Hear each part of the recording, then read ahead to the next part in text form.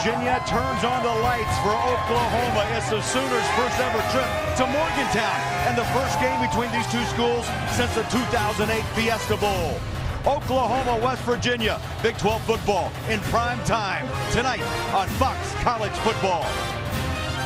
Craig Fuller-Jack along with Joel Klatt. So glad you're with us, and welcome to Morgantown. And with Landry Jones and Geno Smith on the football field tonight, Joel, there'll be no lack of offense in this football game. Well, there's no lack of experience either. Both of these guys have played a ton of football for their respective schools. For Landry Jones, 15,000 career passing yards, one of the best in the country. He did struggle a little bit early in the season, but he has gotten depth and talent in his favor at the wide receiver position late in the season, playing much better of late, especially last week against Baylor. For Geno Smith, he's desperately trying to regain that form that made him the Heisman Trophy frontrunner in the first 5 games of the year. They're on a 4-game slide. He's got to play his best tonight to beat Oklahoma, one of the best pass defenses in the entire country.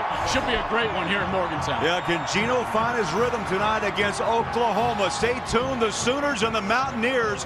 Big 12 football, prime time, coming up next on Fox.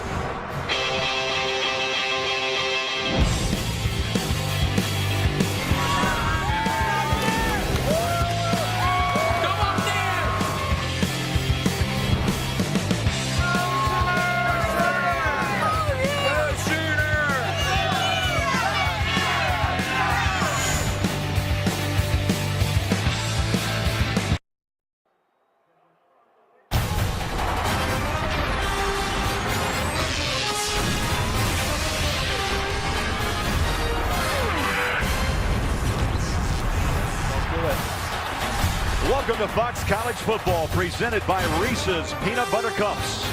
Welcome back, Morgantown, West Virginia. Big 12 football tonight here on Fox. Petros Papadakis, our sideline insider. And Pete, we can expect a lot of passing yards tonight, but Oklahoma can run the football. Oh, absolutely they can, Bowler. They're a sound football team from top to bottom. But if you know me, you know I'm a short yardage guy. And they have the best short yardage guy in the business, Blake Bell, the Belldozer. This guy runs traditional run plays like gap and power from the quarterback position in short yardage. He's only a true sophomore, and he's responsible for 23 touchdowns so far in his Oklahoma career. Now, Bob Stoops knows he's got a special one, but there is no guarantee that the Belldozer will start a quarterback next year in 2013. Maybe Bob Stoops can answer that question after the football game. He's the head coach of Oklahoma, 14th season, and now the second all-time in wins behind Barry Switzer. His counterpart tonight, Dana Holgorsen, his second year here in Morgantown. Remember, they were Big East champions a year ago, into the Orange Bowl with a victory before making the jump now to the Big 12. Joel, Oklahoma rolls in 7-2. Their 2 losses, Kansas State, Notre Dame. Last week, the Sooners scored a shutout win over Baylor, 42-34. 40 days ago, West Virginia 5-0, ranked top 5 in both polls. But since then, as you mentioned, the slide, 4 straight losses. Well, reality check in the Big 12 Conference, and now they're desperately trying to earn that 6th victory so they can be bowl eligible. They desperately need it because of all the young players. 13 freshmen have played for Dana Holgorsen. They need those extra practices, and now it's up to Geno Smith to go get that 6th victory. They'd love it tonight against a very good Oklahoma team. Chilly night in Morgantown. Oklahoma won the toss, chose to receive. And the Sooners are just about to experience their first night in Morgantown. Got some clock issues that the officials are trying to take care of. They're telling them right there that the play clocks are down, and so they're instructing Geno Smith right here about how they're going to be operating the play clock. What's going to happen is at 10 seconds, the back judge will raise his arm straight up. That's what he was telling Geno Smith. At 5 seconds, he brings it out to his side, and then he starts to tick down from 5. Something to watch early in this game. No play clock for either quarterback.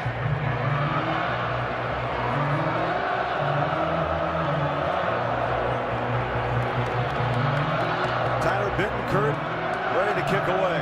Number 40 on his back, and he'll kick off to Roy Finch and Brennan Clay. The Sooners 7-2. West Virginia trying to become bowl eligible with a victory tonight. 5-4 after that 5-0 start.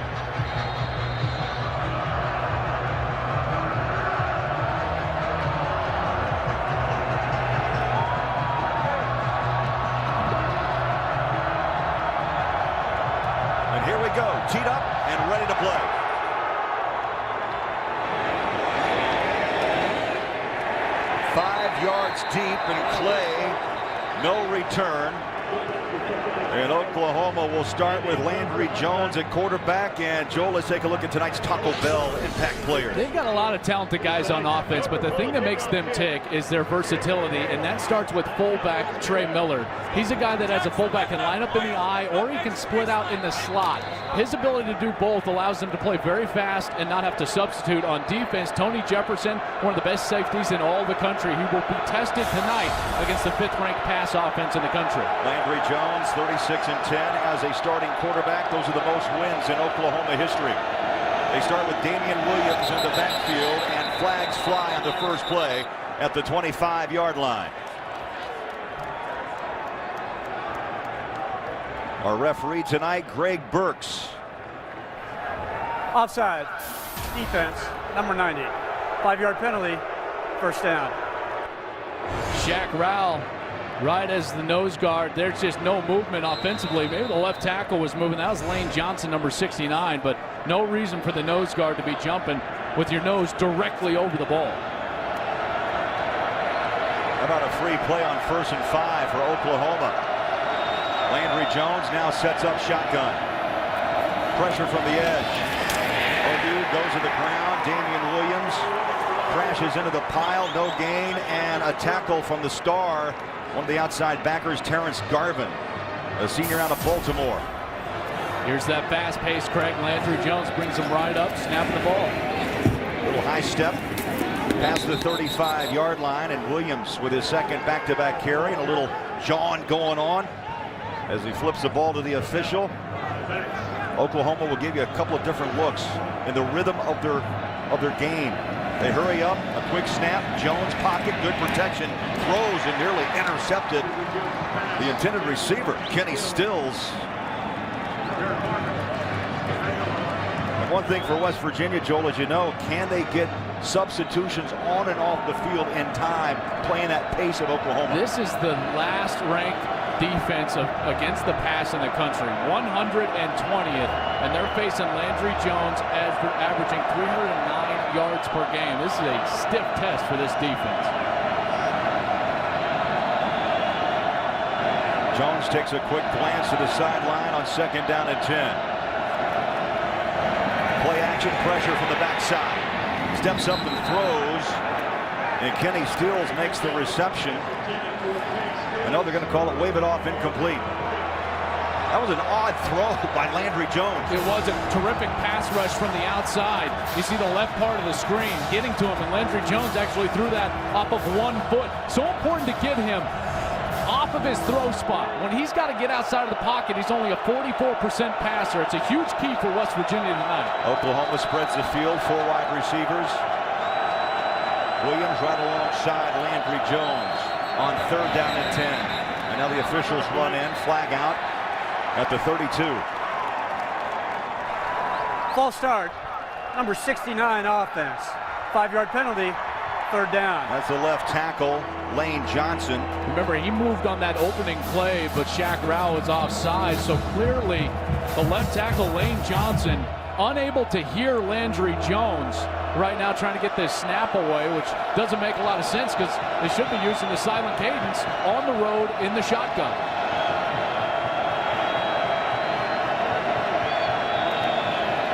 Third down and 15. Jones flush from the pocket, on the run, throws, slingshots it for a reception, 1st down, 47-yard line. It was Stills with the reception, and the strong safety Cecil Level came up for the tackle. Look how open Kenny Stills was the entire time. He floats back to the middle of the field for the completion. A gain of 16. You hear the pads pop as Saunders comes around the edge. You know what? Saunders is going to have to leave the field. That's one of the rules in college football. The hat pops off. You have to sit out a play. He's one of those wide receivers I was talking to you about, and his emergence has been huge for Landry Jones. A transfer from Fresno State, only became eligible in the middle of the season for the Texas game, but has been enormous for them. 29 receptions and 373 yards in half a season. Last week against Baylor, 5 receptions for 50 yards. They load up that backfield alongside Jones. Hand off, nothing. Maybe a yard loss. Defensively for West Virginia, Joel, not known for their run game. They allow about 135 yards a game, and we've got an injured Sooner down. And that's the right tackle, Darrell Williams, number 79. They can ill afford injuries. They've already been very thin on the offensive line. The sophomore from Lake Dallas, Texas. See if he's all right when we come back.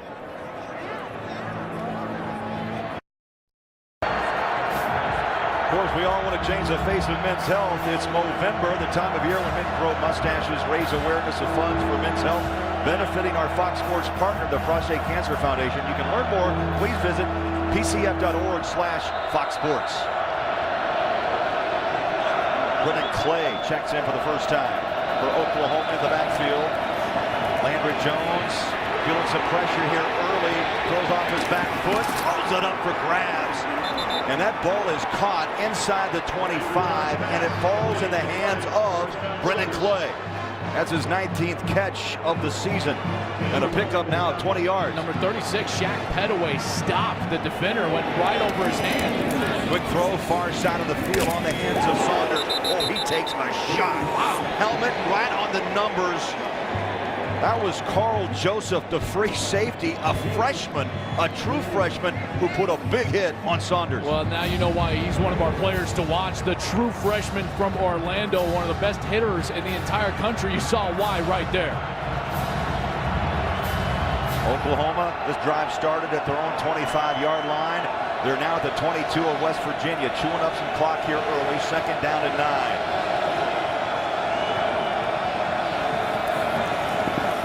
Virginia comes with pressure on the edge. They drop it out to the flat. There's a missed tackle.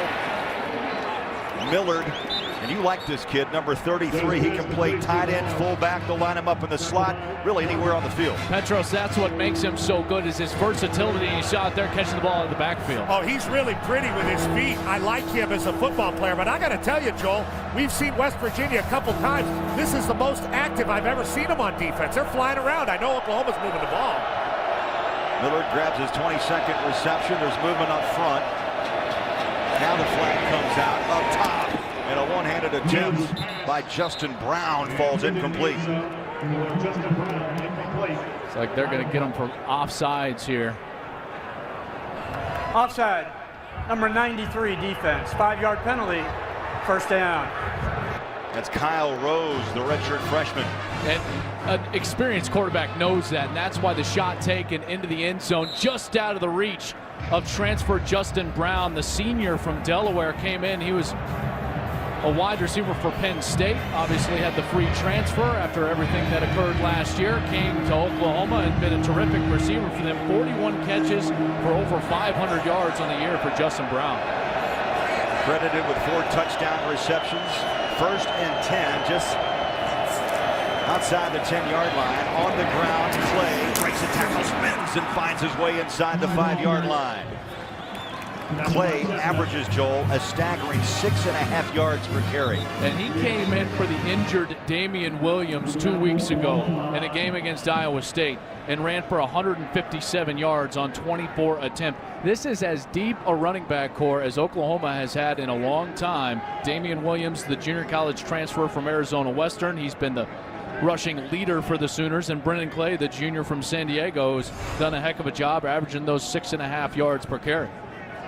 Injured player on that tackle, Isaiah Bruce, number 31, the redshirt freshman, is still down inside the 10-yard line. They can ill afford to lose him tonight, Joel. 80 tackles coming into this ball game out of Jacksonville, Florida.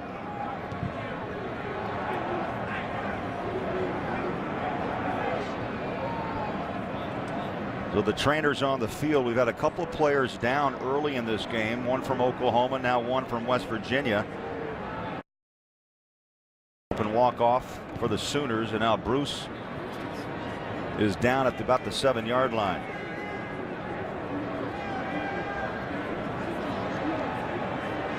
He's a heck of a player. I mean, one of those 13 freshmen to have played for Dana Holgorsen, and a guy, like you said, Craig, that they can ill afford to lose. Started all 9, and he's a mid-season all Big 12 performer.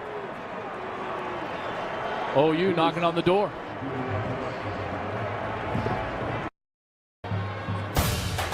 Fox College Football is sponsored by Reese's Peanut Butter Cups, a perfect combination of chocolate and peanut butter. And Joel, speaking of perfect combinations, how about Oklahoma in the red zone? 93% this season inside the red zone. They find points. 45 opportunities, 33 touchdowns, 9 field goals. That percentage is 5th best in the FBS. And here's a big reason why. Blake Bell and the Belldozer package. 23 rushing career touchdowns. 254 pounds out of Wichita, Kansas. He had a 55-yard, should I say, scamper last week against Baylor. Bell takes the snap, shotgun, and West Virginia prepared. They put 1, 2, 3, 4 hats on Blake Bell, led by Carl Joseph, the free safety. And all 11 Mountaineers right near the line of scrimmage, ready for the Belldozer package. And so Landry Jones is going to jog back onto the field and come in. West Virginia, a terrific plan from Joe DeForest, their defensive coordinator, against Blake Bell, forcing Oklahoma to go back to their veteran, Landry Jones. This will be the 13th play of this drive. It's chewed up nearly 4 minutes. Oklahoma so far on this drive, 2 for 2 on third down conversions. Shotgun. Jones steps, fires, throws. Touchdown. Millard. Millard dug that one out. And he grabs his 3rd touchdown of the season by way of the air. I love the patience on the route from Trey Millard, letting everything develop and then finding the soft spot in the zone and turn around and give your numbers to the quarterback. What a terrific job. This guy's a fullback running routes that disciplined. What a terrific weapon for the Sooners. Now the PAT will be tried by Michael Honeycutt. 44 of 46 on PATs. It's a good hold. The kick is up and splits the uprights. So Millard, the touchdown reception from Landry Jones, his 19th toss of the season. The PAT good. And OU on their first drive, they're on the board, on the road in Morgantown, up by 7.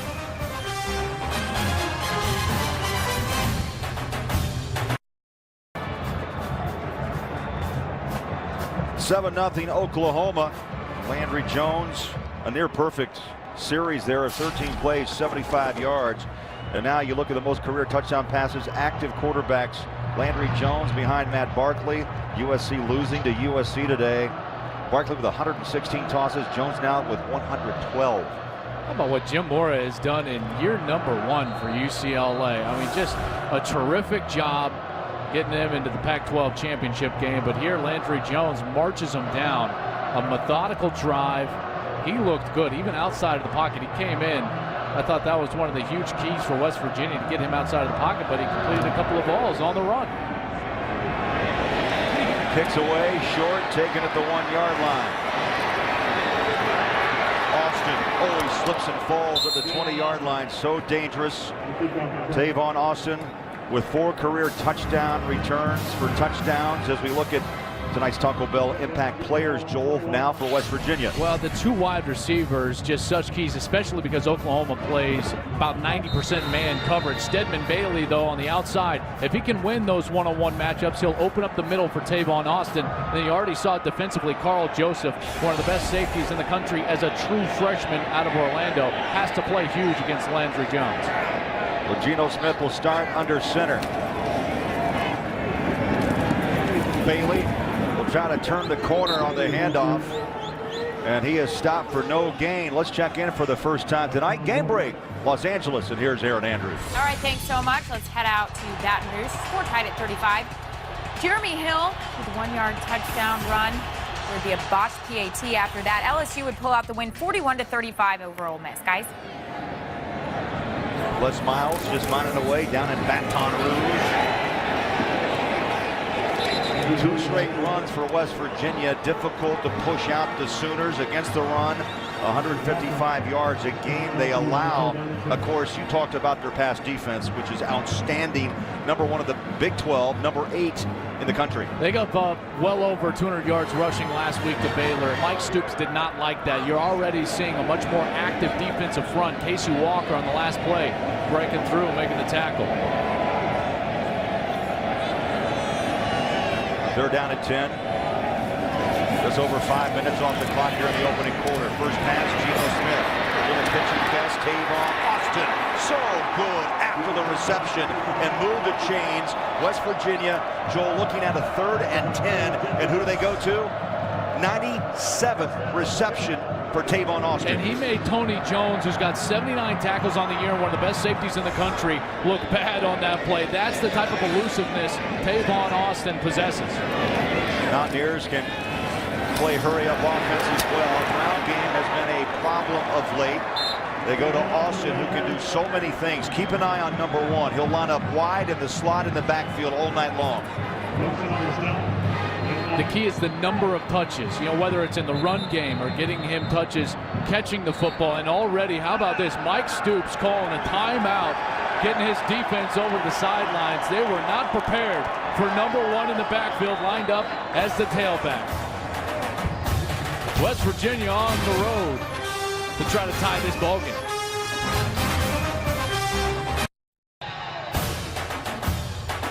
Fox College Football is sponsored by the Volkswagen Signs and Drive event. By Bud Light, it's a sure sign of a good time. Here we go. And by PlayStation Vita, Call of Duty bundle, $199 on Black Friday and Saturday. Welcome back, Morgantown, West Virginia. Oklahoma forced to call timeout, trying to find a way to slow down, stop. Can they stop Tavon Austin? He's still in the backfield, lined up in a pseudo pistol formation behind Geno Smith. They stack 3 wide receivers, top of your screen, play action. Smith wide open over the middle of the field, in traffic, and that ball picked off, 25-yard line, no, knocked it down. I thought he grabbed it as well. Aaron Colvin, 2 interceptions on the year, the best cover man for Oklahoma. Undercuts Stedman Bailey, trying to bring that ball in. Just at the end, you see the ball rolling on the ground, but what a terrific cover corner Aaron Colvin is. West Virginia catches a break as Andrew Bowie gets his first carry. Petros, this is our 3rd time seeing West Virginia, our 1st time seeing Tavon Austin in the backfield as a tailback. Yeah, it's an interesting wrinkle, and they really have done some things, mostly sending him out in the flat. But I don't like him getting carries from back there, Joel. He's not that type of player.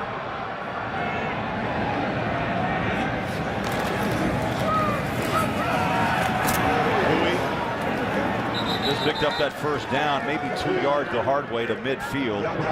He's just so dangerous in the open field. Speaking of Tavon Austin and Petros, you just got to get him touches. I don't mind it as long as it's not a lot. I don't want to hand off a zone play to him, but maybe just trying to get it, get him some touches in the open field. Without a doubt, there is no better player in college football than Tavon Austin in the open field. I mean, he is great. You may be right. Marquise Lee maybe would be a guy in there.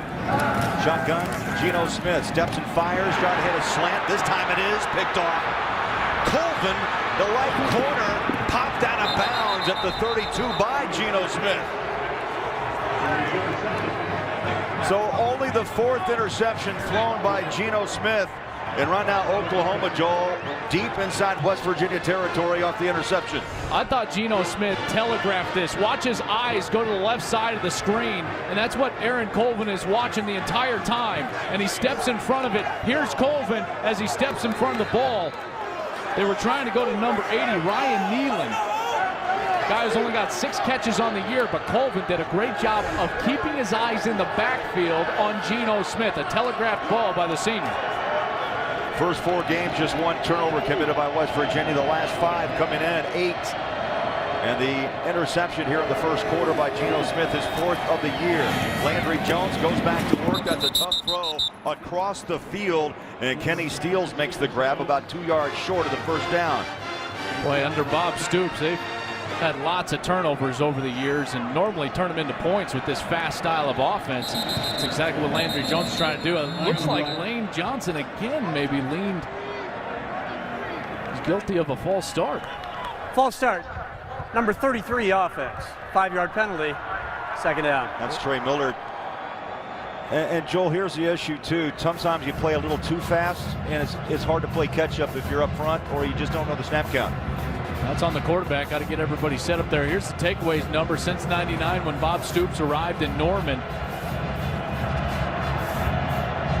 He's been unhappy with the way the defense has forced turnovers. He told us, look, just tip a ball for me, please. Well, they've only had 1 turnover in the last 3 games, but already won tonight. Got to be happy with that. Second down, 7. Keep it on the ground. So far, that's Rao, the nose tackle, number 90. The front's done a nice job, stuff in the middle. It's going to be so tough for them tonight. Versus the run, they're not bad. They're only 31st in the country, giving up 134 yards per game. But when you go to total defense or pass defense, 110th, 120th in the country, and that's a passing situation here on 3rd and 6. Jones will take a quick look. Now he'll change it up. He called the play at the line and scoot back and set up in shotgun. And again, whistles will stop play. Holgerson called a timeout there. Timeout. West Virginia. Their first of the half. 30 seconds in length. Stoops called one earlier. Now Holgerson wants timeout. OU by 7.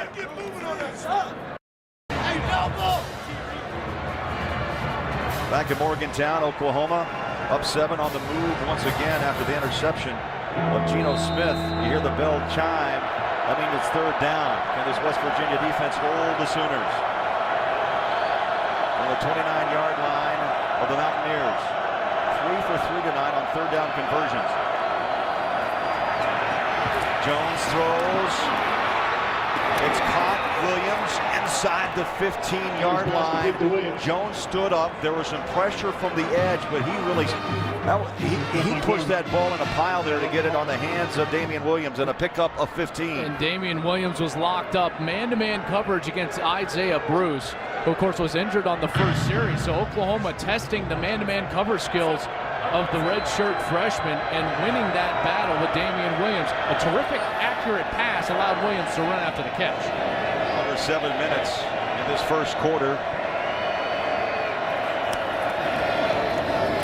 They fake the end around. They go straight ahead with Williams, and West Virginia not fooled. Carl Joseph, who's had a fine first quarter, comes up and puts the hat on Williams. They have blitzed more in this game already than I think we saw the entire game against TCU. I mean, they are coming, clearly trying to sell out, 1, to get to Landry Jones, and 2, to make Oklahoma one-dimensional. You've already seen West Virginia take away some of that run game with all the pressures they've been sending so far in this game. A loss of 3, 2nd down and 13. There's Carl Joseph. Back on the 10-yard line as he studies the eyes of Landry Jones. Straight back drop, fires a strike over the middle on the hands of Justin Brown. Jones pass intended for Brown. And it's incomplete. Broken out by Chestnut. Darrell Chestnut getting his first action of his career. The redshirt freshman hasn't played at all this season. How about that pressure against Oklahoma? It was terrific coverage, wasn't it? I mean, that is pressure for a young kid. Redshirt freshman out there going against Justin Brown. Did a heck of a job. 3rd down, 13. You saw the total yards tonight. Oklahoma's walked up and down this field for 91 yards.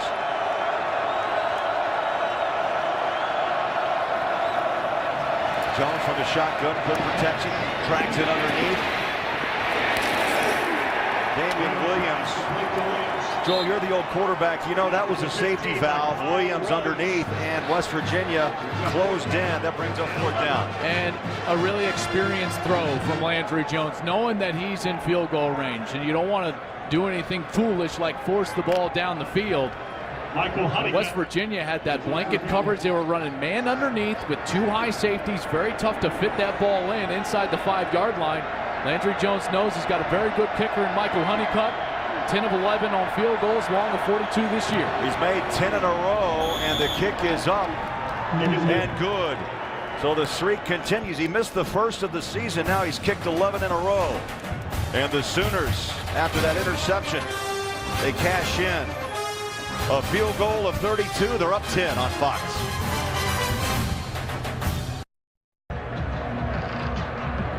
Back in Morgantown, Oklahoma. Taking advantage of a Geno Smith interception. They add to their lead now 10-0. That's a win for that West Virginia defense. I mean, this is a defense that's 117th in the country, giving up 41 points a game. In Big 12 play, they're giving up 51 points a game. And after an interception, Oklahoma's got all the momentum. Their defense goes out there and forces a field goal. Yeah, it's 3 points, but that's still a win for West Virginia. Now the offense has to answer the bell and get out there and create some momentum here at home, get this crowd back in the game. Patrick O'Hara tees it up at the 35-yard line. Bailey and Austin set to receive. Going to float it about a yard deep. Tavon Austin taken down 20-yard line, so a return of 21. Time now, Joe, for the Aflac trivia question.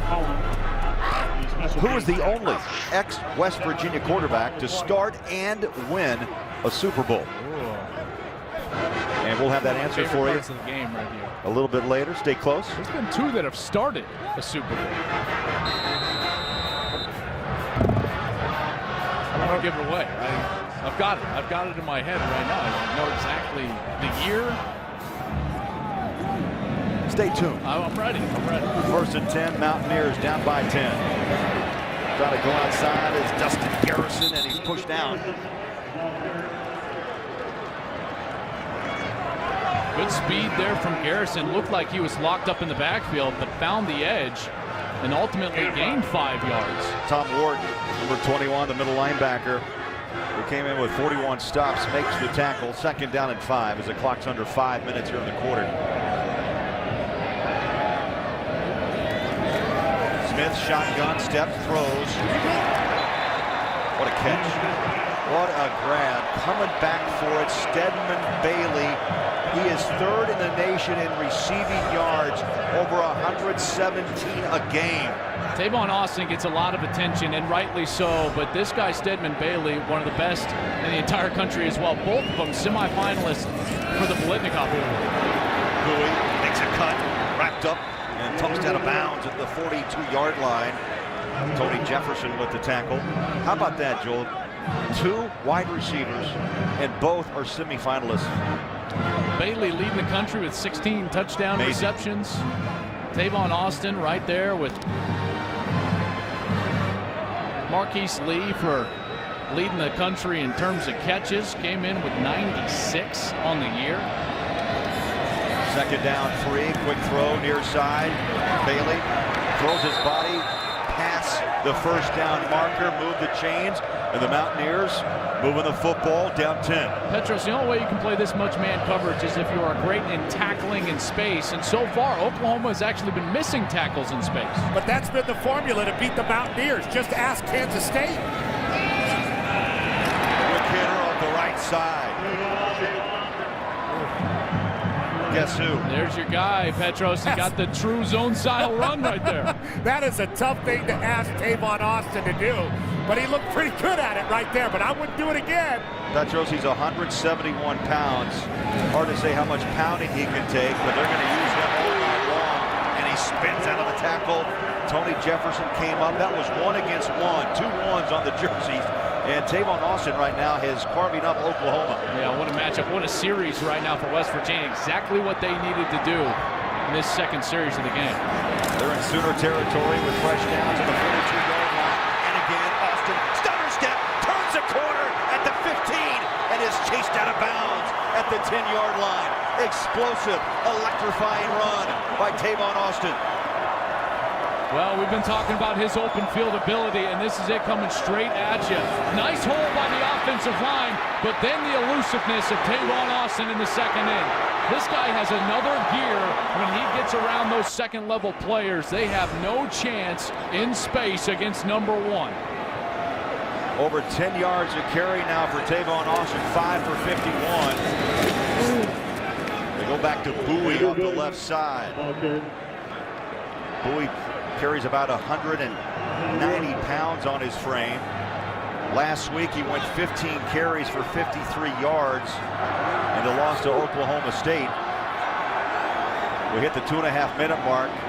West Virginia is trying to cut into this lead. Boy, Bowie that time barely got off the mark, and he is hammered down. Sooners know maybe a yard loss. Casey Walker, number 53, the right tackle, in on the stop.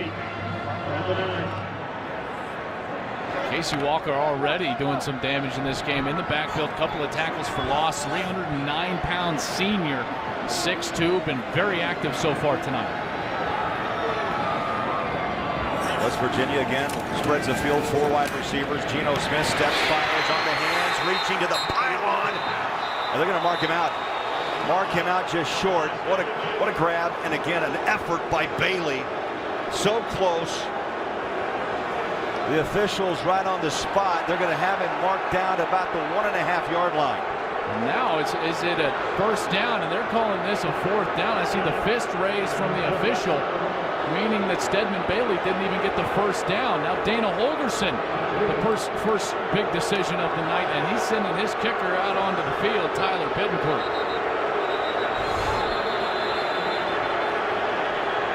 Let's see where Bailey actually goes out of bounds. Foot right there. Yeah, actually about the 3-yard line.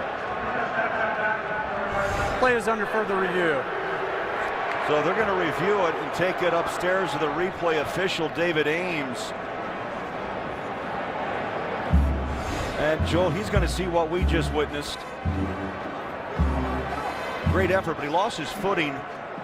And it looks like, you know what, they could lose some yardage. Right where his foot went out of bounds, I thought that the ball was closer to about the 1-yard line.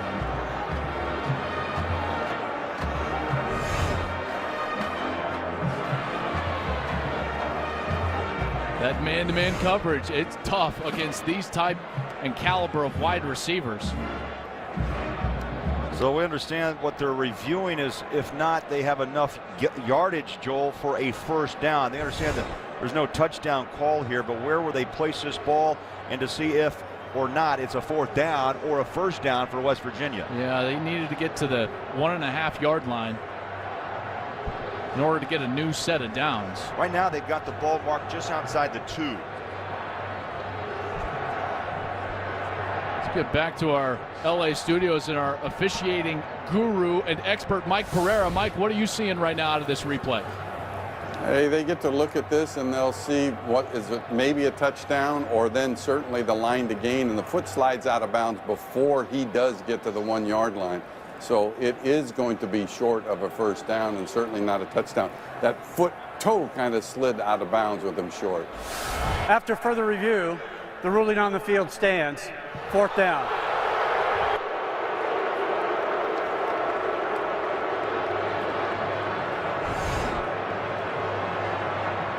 They saw what we saw. Stedman Bailey, just that slip of his right foot going out of bounds. And I think Dana Holgerson does the right thing here. Get some points on the board. You can ill afford in your first positive drive of the night to not get any points and take the momentum away from your team. So Tyler Bittencourt on only 50% on field goals this season. He's 6 of 12. This will be a 19-yard chip shot, like a PAT. Snap up and good. So Dana Holgerson, as you mentioned, Joel, let's not gamble. Let's get points, build some confidence. And they cut in that Oklahoma lead. They're down by 7.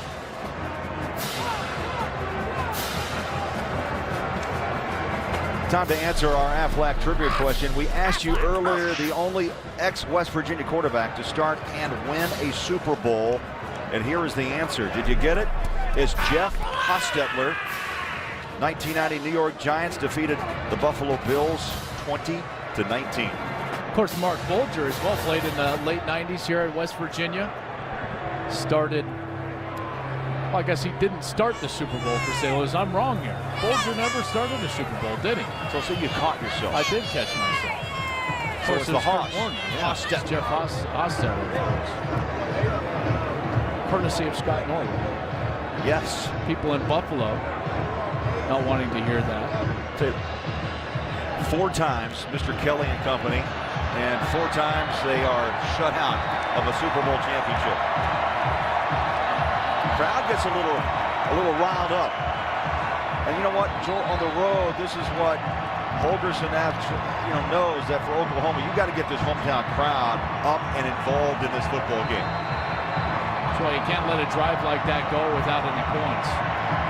You'll be chasing those points the entire night against a team like Oklahoma, especially when your plan has worked out so beautifully during the course of this game so far, keeping Tavon Austin in the backfield. Good kick. And down by Finch, 5 yards deep. Next week, Fox College football begins on Friday. 25th ranked Washington will battle Washington State in a showdown between in-state rivals. That's the Apple Cup. Then on Saturday, the Baylor Bears, 23rd ranked Texas Tech, followed by a Pac-12 game. You'll either see 2nd ranked Oregon battling 16th ranked Oregon State, or Stanford taking on UCLA. Coverage of Fox College football presented by Reese's Peanut Butter Cups begins Friday at 3. Noon Pacific.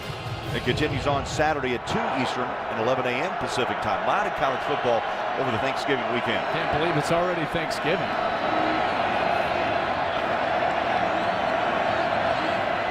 Williams goes in motion. Landry Jones in the pocket, slings it at the 30-yard line. On the hands, Matuire, the freshman, his first reception of the night, and a fine prospect for Oklahoma.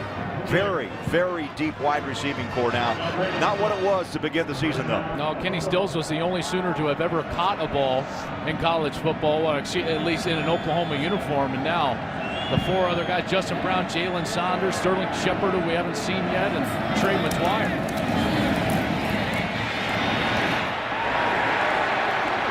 Still on his feet.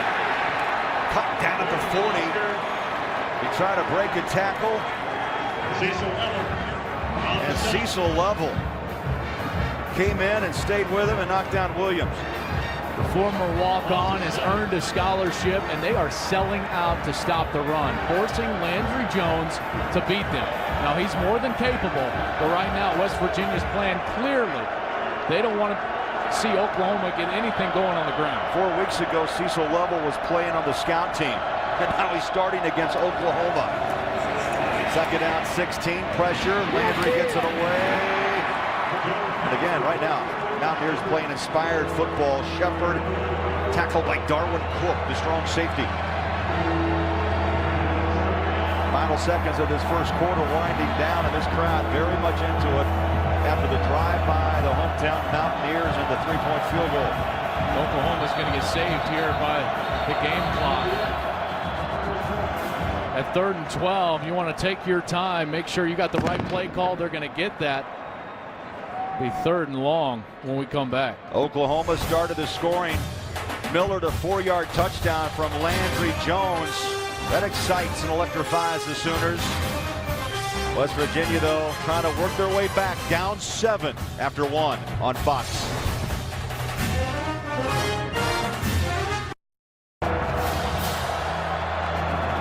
Start of the second quarter, Tavon Austin, and West Virginia trails by 7. Craig Bolerjack along with Joe Platt. Okay, West Virginia got the field goal. They made a statement. Now they need a statement defensively against OU. Yeah, 3rd and 12 now to open the second quarter, and OU hasn't really been stopped in the pass game. Already 105 yards on the night, but West Virginia has sold out against the run to create this situation. Must force the kick, get off the field, and get that ball back to Geno Smith. 3rd down and 12. Sooners 4 of 5 on 3rd down conversions so far tonight. Brennan Clay lines up alongside Landry Jones. Jones steps, fires a dart over the top, and it's incomplete. Looks like some confusion with his wide receivers. Deron Neal, the freshman, looked back. I think Jones expected him to break it upfield. Instead, he stopped and cut it to the outside. Only 4 catches on the year for Deron Neal, the true freshman from St. Louis, trying to get on the same page. And a terrific series for the West Virginia defense. Hadn't stopped Oklahoma in the past game all first quarter. Now they get to stop and get that ball back to a hot offense that went down and got a field goal in the last series. Latress Way will pump for the first time tonight. Just got it away. Heavy pressure. Tavon Austin waves everybody away. They had some issues with that last week, and you didn't see a Mountaineer 10 yards from the football. So the Mountaineers, they get a field goal and they get a stop on the defensive end. They've got the football when we come back on Fox. Welcome back to Morgantown, Oklahoma, up 7. But I'll tell you what, this West Virginia defense has overcome a lot. You have to give Joe DeForest, the defensive coordinator, a lot of credit. They're forcing a lot of third downs, a lot of punts from Oklahoma. These guys could have gone in the tank after losing in overtime to TCU, Joel, but they haven't. They're playing great tonight. Yeah, they're playing hard for Joe DeForest. There's no doubt they've had some success here early. Deep in their own territory, West Virginia will try to run it out with some room. Dustin Garrison knocked down by McFarland. You know, and Joel, getting back to the defensive coordinator, Joe DeForest, who's had some great talks with him throughout the season, but he made a move that he told us he thought has really benefited his defense, and that was against TCU 2 weeks ago, decided to move back up to the press box. Yeah, he says he can take the emotion out of the game, and he doesn't get caught up in what's going on the sidelines, and he can make much more clear decisions. Second down 10. Pressure from the edge. That forced a high throw to Stedman Bailey off the hand of Geno Smith. They brought a corner blitz there. Aaron Colvin off the short side, number 14, blitz from his corner position. And Geno Smith and Stedman Bailey read it correctly. They did a terrific job, but Bailey didn't give an accurate throw. Tony Jefferson coming over the top as a safety almost made a play off of that tipped ball for an interception. How about this lineup? 5 wide. West Virginia, third down. They've converted 2 of 3 so far tonight.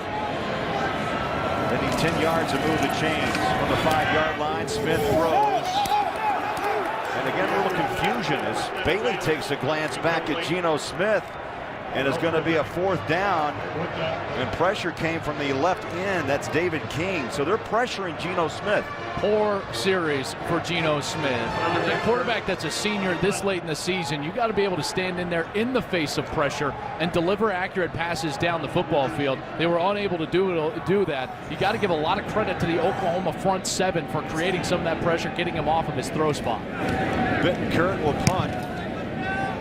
Launches that ball about the 3-yard line, and they wait for a fair catch at the 46. And that's where Oklahoma will take over. Just a 40-yard boot. A fair catch, no return. Geno Smith a little frustrated on that series. Oklahoma on the road, up 7 in Morgantown.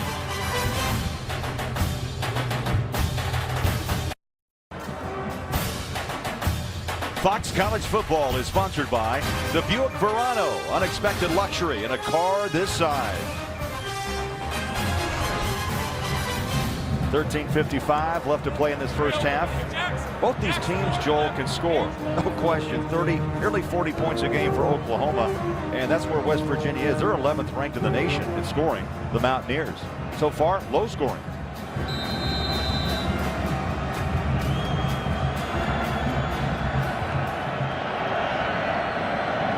OU will start this drive at their own 46-yard line. Ball's out. Ball is out.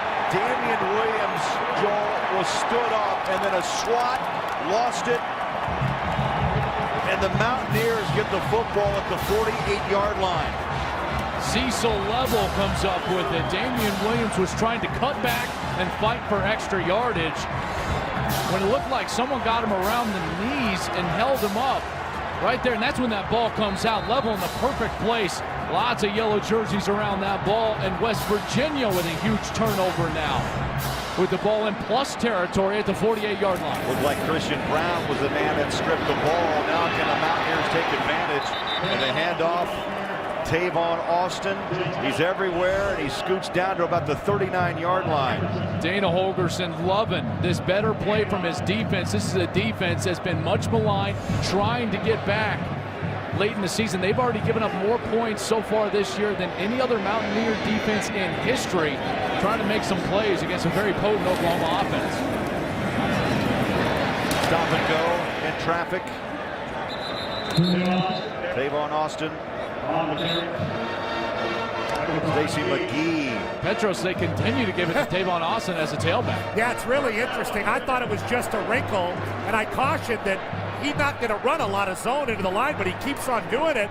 How long can they keep it up, Joel, before Oklahoma makes him pay? Well, he's most dangerous in the slot, so it's less for me about what Oklahoma may do to him and more how are you best utilizing Tavon Austin on your offense? That's clearly from the slot, but you got to get him touches. Bowie gets the carry and pushes forward maybe a yard up to the 37.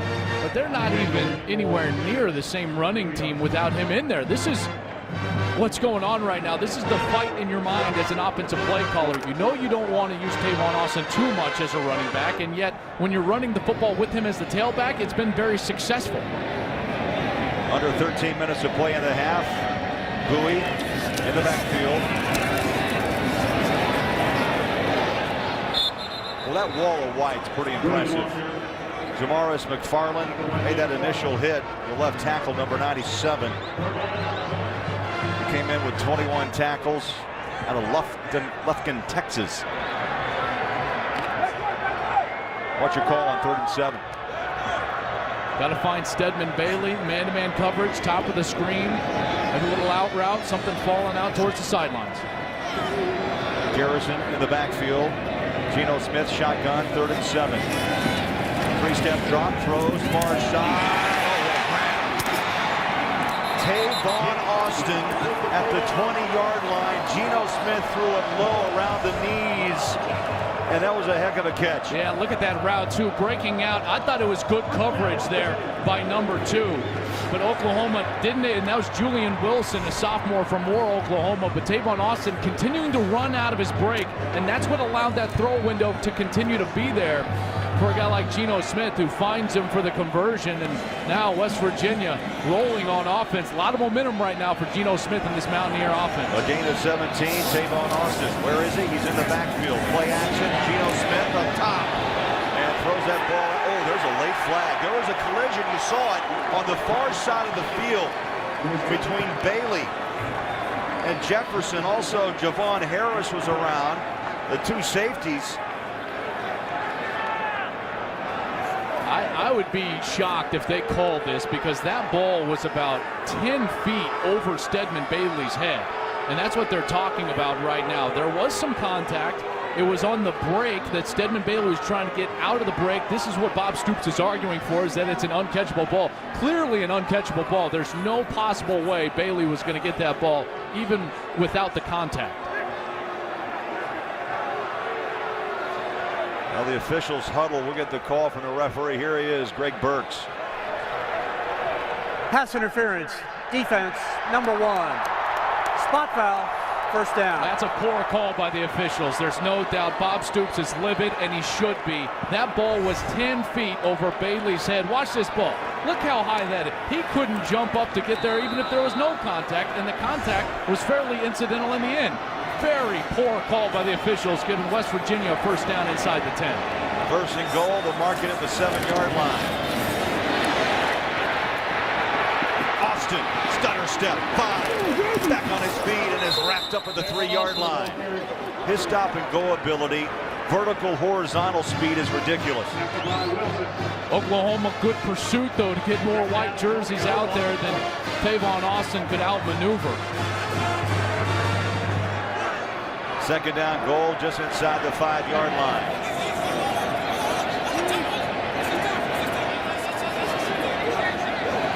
Keep your eye on Austin. He's right behind Geno Smith. He'll get the call. Sticks his head in and is pushed back. No gain. It'll be 3rd down and goal. David King plugged up that hole, number 90. Tony Jefferson as well in there. He's a guy leading Oklahoma in tackles with 79, 2.5 tackles for loss. Their best defender, and this is where it's so important to have a great safety like number 1 Tony Jefferson. They can cover as well as step in there inside the 5 and run defense. Now Bowie's in the backfield with Geno Smith. 3rd down and goal. Smith steps, throws, and reaching short is J.D. Woods. Let's see where the mark is, about the 1.5-yard line. And this time Dana Holgerson looks like he's going to go for it. Last time he settled for a field goal of 19 yards. That ball was just outside the 1. West Virginia this season, Joel, 52%, 15 of 29 on 4th down tries. Here we go. Touchdown, Bowie.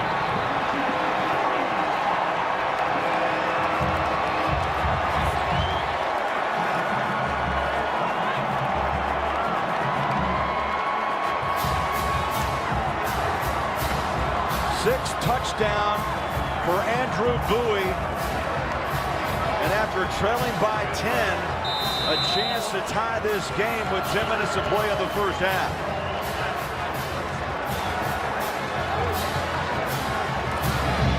Extra point. Bittenkirk knocks it through. We're tied at 10. Andrew Bowie takes it up and over. 10-10 in Morgantown.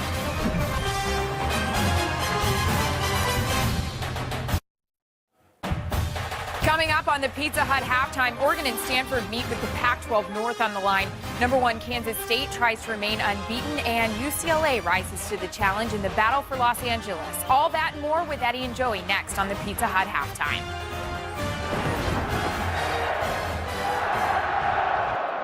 All right, busy day around college football. How about this game? All of a sudden, this crowd has come alive, down 10. They've rallied back to tie this game. West Virginia and Oklahoma.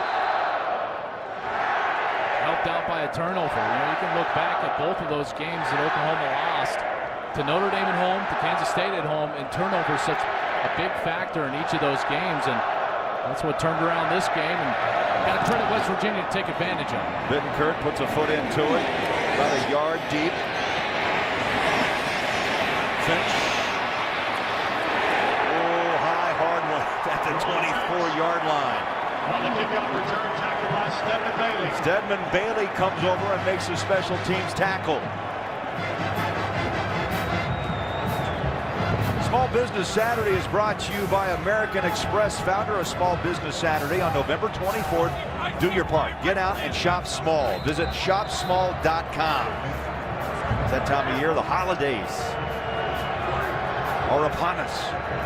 This is the time of game you need an experienced guy at quarterback. We got a couple of them. 10,000 yards for Geno Smith, 15,000 yards for Landry Jones. These guys clearly going to be leaned upon by their teams tonight to make some plays. Landry Jones threw his 112th career passing touchdown in this game. He goes back to work. That ball is dropped. It was on the hands of Brennan Clay, and it falls incomplete. 2nd down and 10. Last week, a couple of touchdowns against Baylor, Joel. He went 227 yards, threw the ball 36 times last week. He looked really good, and there was about a 30-mile-an-hour wind in Norman, Oklahoma, and he still threw the ball incredibly accurate. 11 of 16 so far tonight for 105 yards.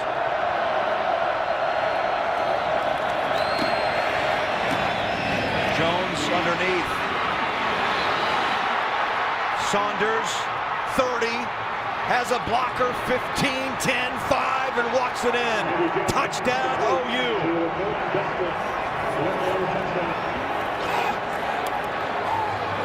76 yards. And the Achilles heel for West Virginia shows up again. Missed tackles, 1, 2, 3, 4 missed tackles. And then Kenny Stills gets out in front of Saunders, the cutback, and he's in for the touchdown. Oklahoma with a quick strike, answering the touchdown of West Virginia. How about Jalen Saunders, the transfer from Fresno State? He has electrified this offense since becoming eligible before the Texas game. He's been a real key in the slot for Landry Jones. 76 yards, and that quiets the crowd in a hurry. His first touchdown in a Sooner uniform. As you mentioned, out of Elk Grove, California, transferred in from Fresno State, and he had rumbling room. Kenny Stills escorted him into the end zone. 76 yards, OU by 7.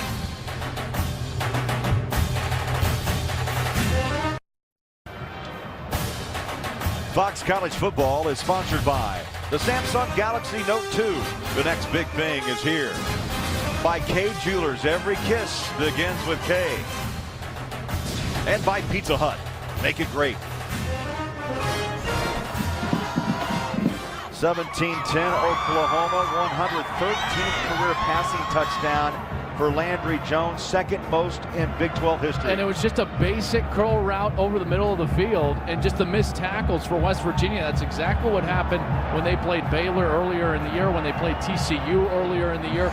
Big plays hurting this defense, and Landry Jones also passes Colt McCoy for second place on the Big 12 career total offense list. It's quite a name to be passing right there. 37th now, his pass play allowed. West Virginia, 37th pass play allowed, over 25 yards. Been a big issue. Quite the action here early, right? Oh my. That's a short kick taken inside the 10-yard line. Tavon Austin. Till you touch the ball, people just hold their breath. NFL action tomorrow here on Fox. The Packers head to Detroit to take on the Lions, Eagles, Redskins, Cardinals, Falcons, or the Buccaneers will battle the Panthers, or you'll see the Saints looking for a third straight win as they will take on the Raiders in Oakland. Coverage begins tomorrow with the Built Ford Tough Fox NFL Sunday pregame show. That's at noon Eastern, 9 a.m. Pacific here on Fox.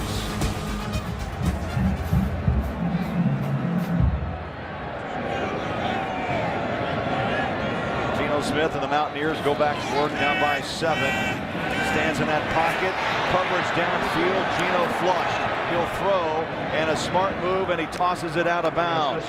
Let's get a game break. Back to Los Angeles, and here's Aaron Andrews. Let's check in on number 1 Kansas State at Baylor. You know, Baylor scored on the first drive of this game, but here's Colin Klein finding Terrell Miller for an 8-yard touchdown pass, and this one is tied up.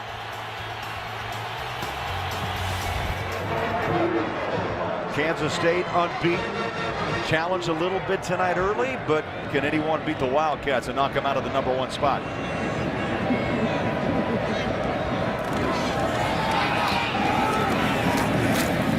Bowie gets the handoff, and he'll push forward past the 35 to the 37-yard line. Here's what's left, Joel. Break this down. BCS top 3 tonight.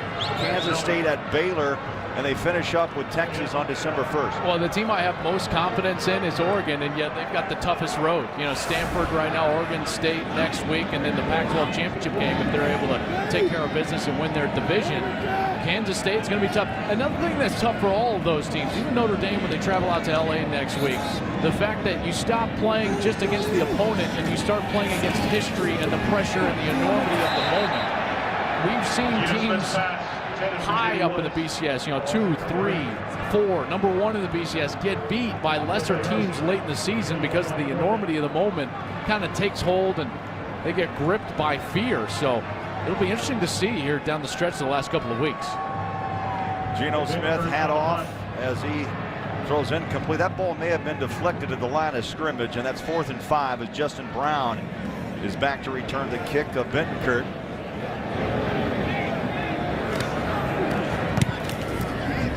Good kick, high hanger, fair catch at the 24-yard line.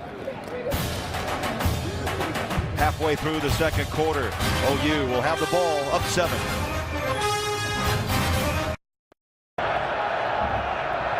First and 10, Oklahoma at their own 24-yard line. Williams and Millard in the backfield for OU. And stacked up. No gain on the play. 1, 2, 3 yellow jerseys right on top. Got a flag at the 35-yard line. Doug Rigg was right there, number 47. Chestnut and Jalen Saunders. Darrell Chestnut and Jalen Saunders were barking at each other after the play. Number 18, Jalen Saunders, the junior transfer from Fresno State, just scored that long touchdown. And then Darrell Chestnut, the redshirt freshman, seeing his first action. They were jawing at each other. That's right where that flag came out.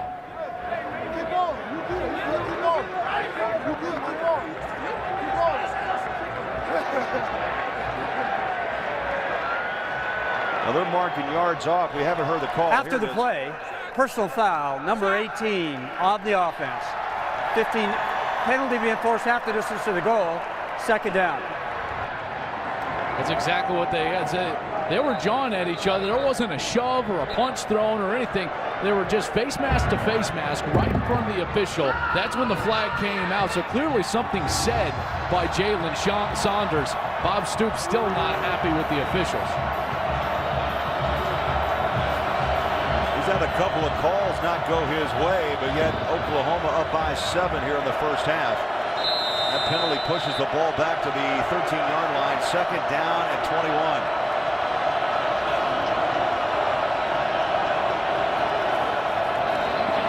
Jones sets up the screen.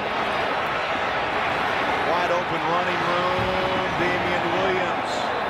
And another flag is down on the field just inside the 40-yard line.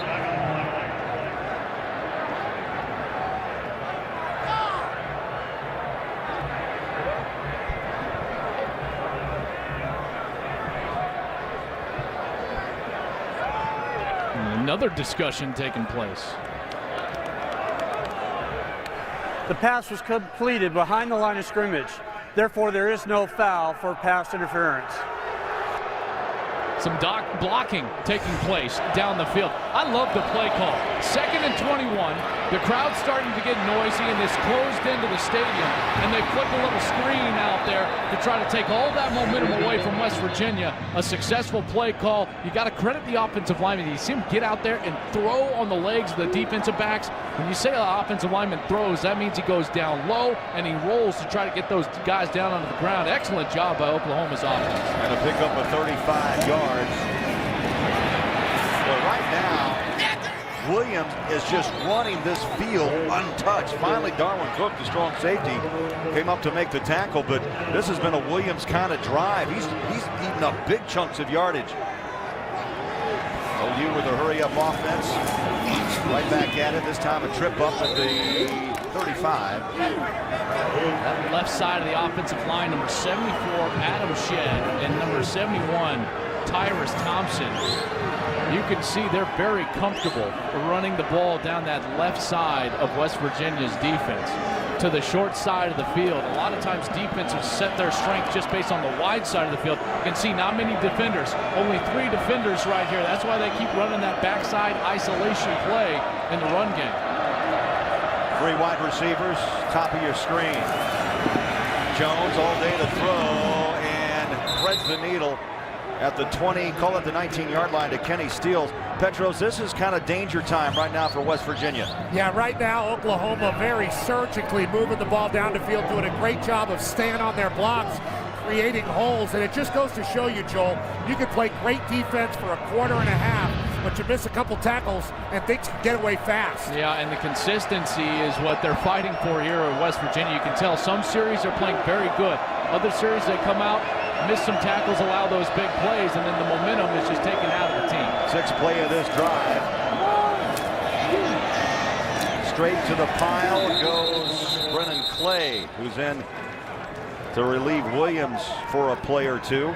This is exactly what we saw a couple of weeks ago, guys. The 3 of us here in Morgantown, and West Virginia had TCU dead to rights. I mean, they were backed up, and all of a sudden, a long 90-yard pass completion that ended up tying the game, forcing overtime. West Virginia's defense, Petros, that night played good enough to win, except for that one play. Yeah, and it was disappointing for them because that was their emphasis going into the game, and they still lost the game in overtime. 2nd down, 8. Jones protected, throws. And he's out of bounds at the 4-yard line. Let's get a game break and some big news in Waco. Here's Aaron Andrews. Yeah, how about this one, guys? Game tied at 7 between Kansas State and Baylor, and Nick Lawrence with a 12-yard touchdown run, and it is the Baylor Bears up right now, 14-7 over K-State. You gotta love that emotion of college football because Baylor can score now. I mean, those guys, they got the black jerseys out. You know, they're pulling out all the stops. Art Briles. We saw Baylor here earlier in the season go 70-63 against West Virginia. Oh, they can score. Jones up top. Touchdown. Stills. You said it earlier, Joel, or it was a Petros, but surgically just picked apart West Virginia on this play. He just lobs it up, and Stills jumps up and grabs that football for 6. How about Stills getting away from cornerback Ishmael Banks, the sophomore?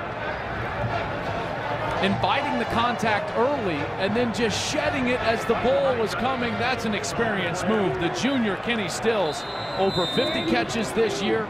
That was his 7th touchdown of the year. Landry Jones very comfortable throwing to number 4. 13th touchdown throw in this game for Landry Jones, and the 7th touchdown reception for Kenny Steele. 24-10 OU on Fox.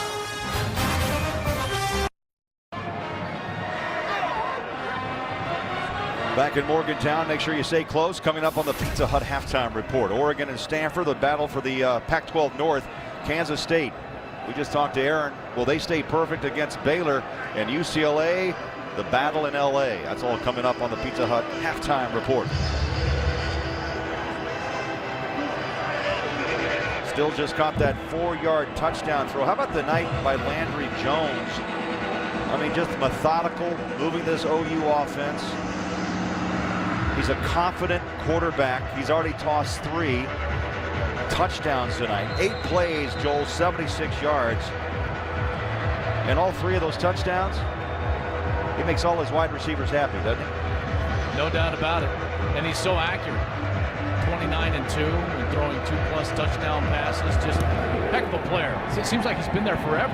He's just a young pup when he came in for an injured Sam Bradford. Tavon Austin heads to the sideline. And a flag is down back at the 15. A lot of flags. There's another one. He dropped 2 back at the 15-yard line.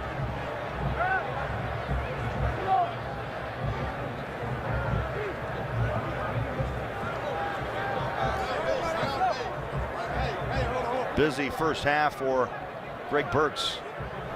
During the return, holding. Number 2, the return team.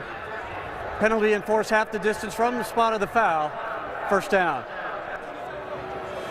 Go back and look at that touchdown. Look at the space that they were giving up right here on the outside. Almost a free access corner, and then Landry Jones just throwing to a spot, not necessarily a player. Only an experienced quarterback can do that. That's what makes Landry Jones so dangerous with an experienced wide receiver like Kenny Stills, is they can execute a play like that. An inexperienced quarterback, they don't have the feel of that type of a play. They don't know to just throw it to a spot in the end zone. They constantly want to look at players and throw it directly to players. Geno Smith airs it out. Tavon Austin to midfield, 40 yards.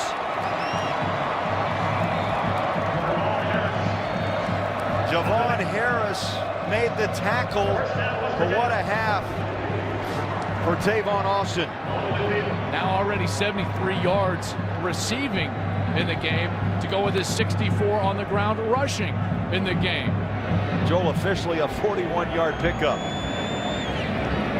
Well, West Virginia can breathe a little right now. They throw far side. They come up to make the tackle. That ball is out. They call it incomplete. You hear the whistles. They're going to wave it off to Stedman Bailey, who is a very sure-handed wide receiver, came in with 75 reception. I'm not sure how that is incomplete. Stedman Bailey turned, faced up the defender, and actually started to run. Interesting calls here tonight by this officiating crew. That stops the clock. 4:38 to play on the incompletion. 2nd down and 10. Boy, more whistles. And a timeout. I think Bob Stoops took that timeout, Oklahoma, because he wants them to look at this, thinking that it could potentially be a clean recovery. I'm wondering if he's looking for an official right now.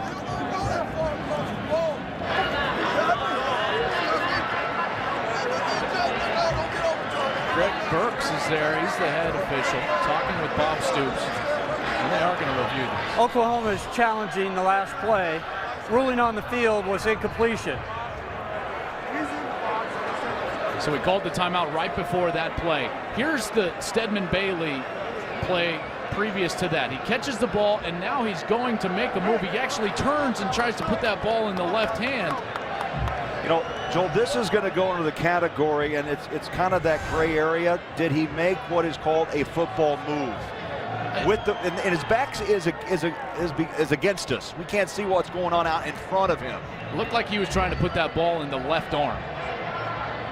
and run, because you always want the ball on the outside arm towards the sideline, not towards the defense or the pursuit from the middle of the field. So as he's trying to move that ball to the left arm, is it still moving around? So he turns to face up. And they're saying apparently it was never caught completely, but he faces up to the defender and acts like he's going to make a juke. Again, that's that gray area where who defines what as a football move. It's upstairs now to the replay official, David Ames. To me, that's a After fumble. further review, the ruling on the field stands. Oklahoma will be charged a timeout, and they have no more challenges. Petros, I think that's a technicality there. I mean, it stands on the field, but he clearly faced up to the defender and was going to try to run with the football. Yeah, it looked to me like a quick whistle and a fumble, and they could have awarded Oklahoma that ball just right there where it was recovered, even though if the whistle had not blown, he would have scored. He caught the ball, and then on the transition to secure it in the left arm, that's when it came loose. Poor call again, I thought, by the officiating crew. Even now, going upstairs, catching the ball, and then on the transition, that's when the ball comes out after contact, after he turned and faced the defender. It was a terrific hit by Colvin, the right corner, to put his hat right on the football. West Virginia facing a blitz. And Geno Smith overthrows J.D. Woods. He had him. And that, you know what? You're right, Petros. If that ball's on the money, that's right down the middle on a post for 6. He was getting pressured, guys. The safety, Javon Harris, was on a blitz, and I think that's what made him throw that ball a little bit early. 3rd down and 10.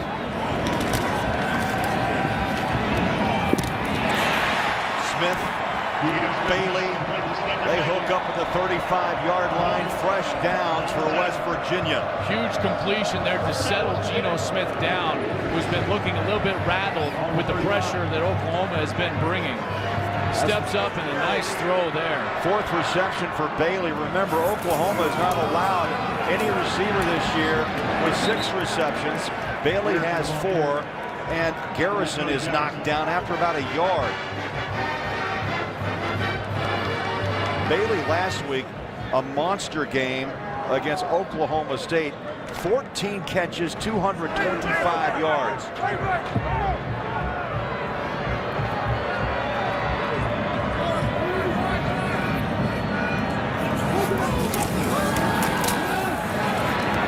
Smith up top, man coverage. On the button!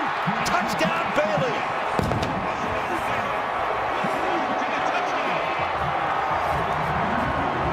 Geno Smith finding his rhythm on this series, and Joel, you could not have thrown a better ball.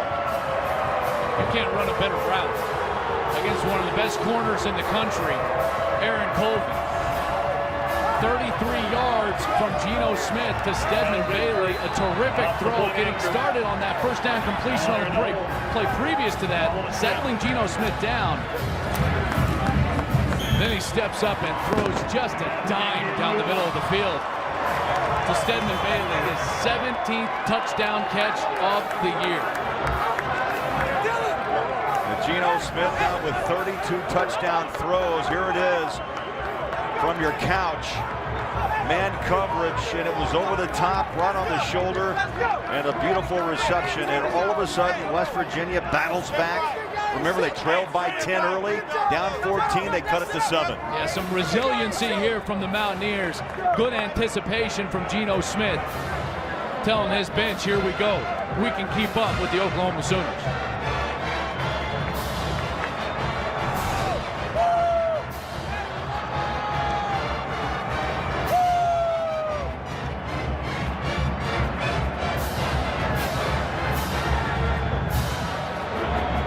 Touchdown passes in one season, and look what he's done, back to back. 32, 31. Bolger had 31 back in 98. Many gave the Heisman. I mean, we were here for the Baylor game, and Joel, after week 5 around college football, Geno Smith was on the lips of every Heisman voter. And then the slide came. And then Kansas State got hot, and Colin Klein just did things not fancy, but fundamentally sound. Well, he hasn't lost a game.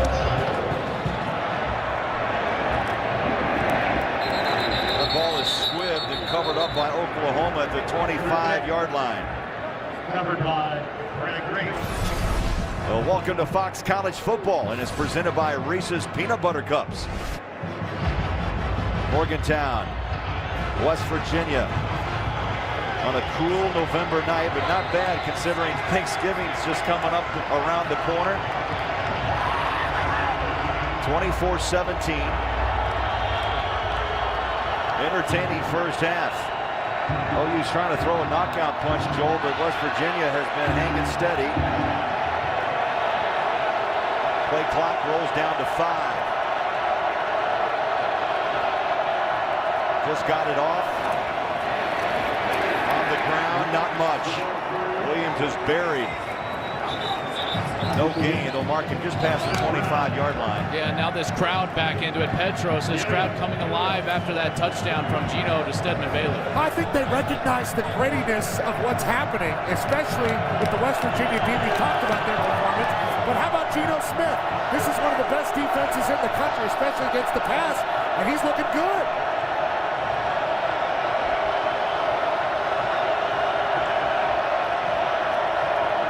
Snap count taken by Landry Jones. Good protection. Throws underneath on the hands of Kenny Stills.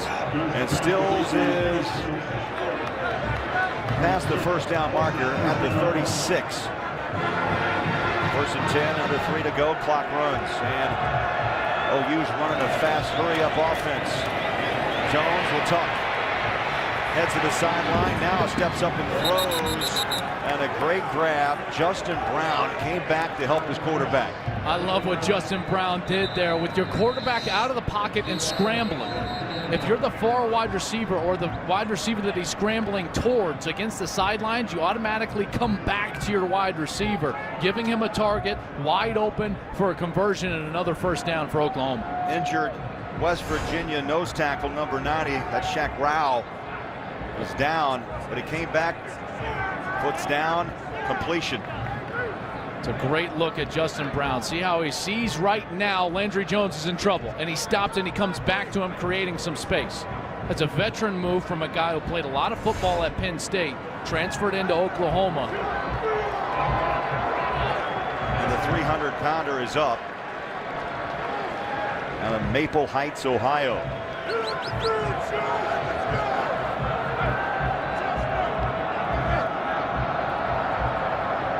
Sometimes you lose sight. Young men, 19 and 20 years of age, of course, a lot of time in the weight room, but the size of the O and D lines in college football today, incredible. 6'4", 308 for Shaq Rao. There's the numbers on Landry Jones tonight. 3 wide receivers near side on 1st and 10. Big hole, up the middle. Williams, 10-5, touchdown.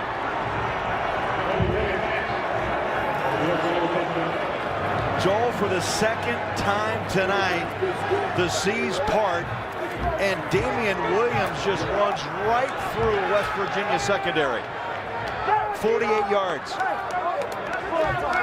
They continue to hammer away at that short side of the field. The defense for West Virginia is setting itself based on space on the wide side or the short side, and because there's no numbers back there, Oklahoma continues to run that zone play, the ISO play, back into that weak side of their offensive line in the short side of the field. The PAT good, 4 plays, 75 yards, and 1:25 off the clock.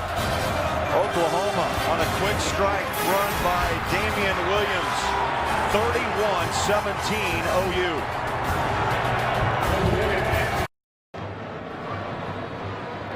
Big plays tonight, Joel, for Oklahoma. 76 yards. Saunders now 48 yards for Williams.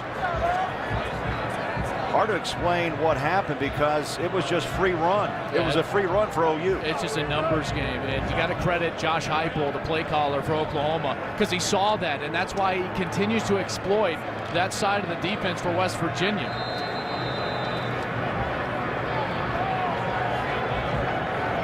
Tavon Austin. Back to receive for West Virginia. The Mountaineers may have to go heavy dose of Tavon all night long.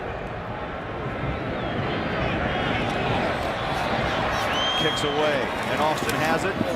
Hits a pile. Now he's going the other way. Stops on a dime and is dropped at the 25-yard line.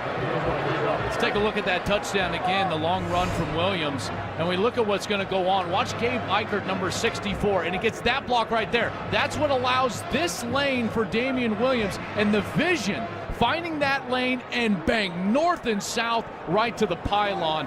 But Gabe Eichert coming off of the double team and getting to the second level of the linebacker is what ultimately freed up Damian Williams for the long run and the touchdown for Oklahoma. 2 minutes to play in this first half. Wide open, an understatement. 31-17. 2 timeouts remaining for West Virginia. If they need them, Geno Smith in the pocket, throws up top. Ball is batted and picked off. The tip drill, Javon Harris. It was hit by Colvin, and Harris pulled it in, the strong safety. Geno Smith putting his team in a bad situation here. Under 2 minutes, giving the ball back to Oklahoma. He threw that ball a little bit late. Stedman Bailey had to wait for it. And that's where Aaron Colvin broke on it, number 14, and then got up to finally tip it. Javon Harris right there to intercept it, and Oklahoma knocking on the door now. Their second turnover of the game, both interceptions. Geno Smith had only thrown 3 on the season coming into tonight's ball game. The 8th-ranked pass defense in the country has already gotten 2 picks. First 3 games, Oklahoma defense came up with 1 interception. The last 6+ games, they now have 10. Damian Williams finding some running room out to the 30-yard line. And Petros, you have to wonder, Geno's had some brilliant moments, and tonight he's tossed away two picks. Joel, you have to wonder about it, too.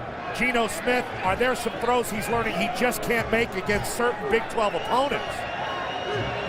That's a terrific point. You know, not only is it the depth for West Virginia that's been affected. Going with the bulldozer.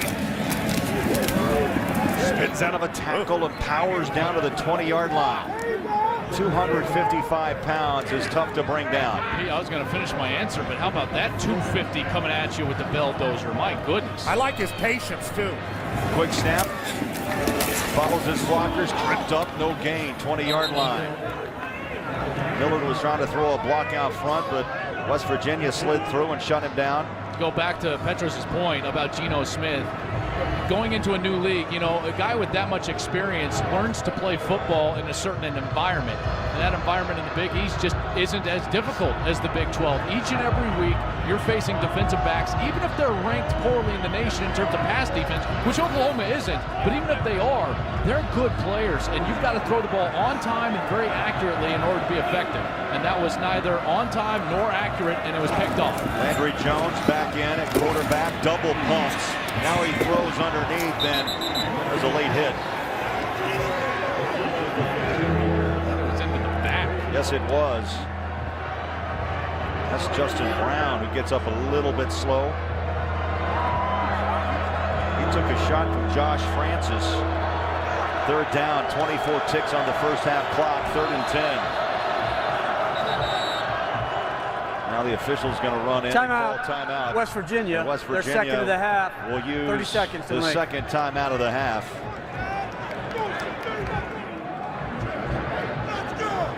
We'll keep it here with 24 seconds to play. Good look at Dana Holgerson in his second year. Now, he made some interesting comments about making sure he's in it for the long haul, as you were talking, Joel, about making the switch from Big East to the Big 12. Well, he's a guy that's very familiar with the Big 12. I mean, that's where he really cut his teeth as a coach. Of course, under Mike Leach, he also had that unbelievable year statistically as a coordinator for 1 season at Oklahoma State with Brandon Whedon, Justin Blackman, and Kendall Hunter. He came here, had an enormous amount of success last year, and he said, you know, he was very ready and he understood what it was going to be like to come to the Big 12 Conference. The problem was he looked around and said, my players don't know what it's about, our administration doesn't know necessarily what it's about. and it's going to be difficult for this entire place to make the adjustment. Oh, they're finding out what it's going to take. A 5-0 start, they've dropped 4 straight. Down 10 early, they came back to tie. Now they're down 31-17. Oklahoma once more just before halftime. Landry Jones underneath. Oh, beautiful play. Reaching out to knock that ball down. Shaq Petaway. Number 36, sophomore. He's been a starter throughout the year. He's coming off the bench now behind Isaiah Bruce at the Sam strong side linebacker. Yeah, and he's showing off some of his former safety skills. Moved from safety down to linebacker in spring practice. So learning the new position, but when he gets a chance to cover, you can see he goes back to just human instinct. I've done this before. Sees the ball, bats it down. Heck of a play by Shaq Petaway. Honeycutt will try a 37-yard field goal. He hit from 32 in the first quarter. Kicks up. Missed it. And West Virginia gets a little bit of momentum, confidence here just before halftime. P, heck of a stand by that defense after that turnover. That's answering the bell. The sudden change defense right there from West Virginia. That's a huge stop by Shaq Petaway and the Mountaineers. P, how about Petaway laying out? I mean, that was a heck of a play. Petaway, the king of Steubenville, Ohio, just laying out and knocking that down. He could have picked it, Joel. He could have. Well, it would have been an amazing pick. Yeah, you're right. 15 seconds on the clock before halftime. West Virginia trying to get something going here. It's Tavon Austin, flag, hanging on the back of an Oklahoma player's jersey. That's not what Bob Stoops is looking for here.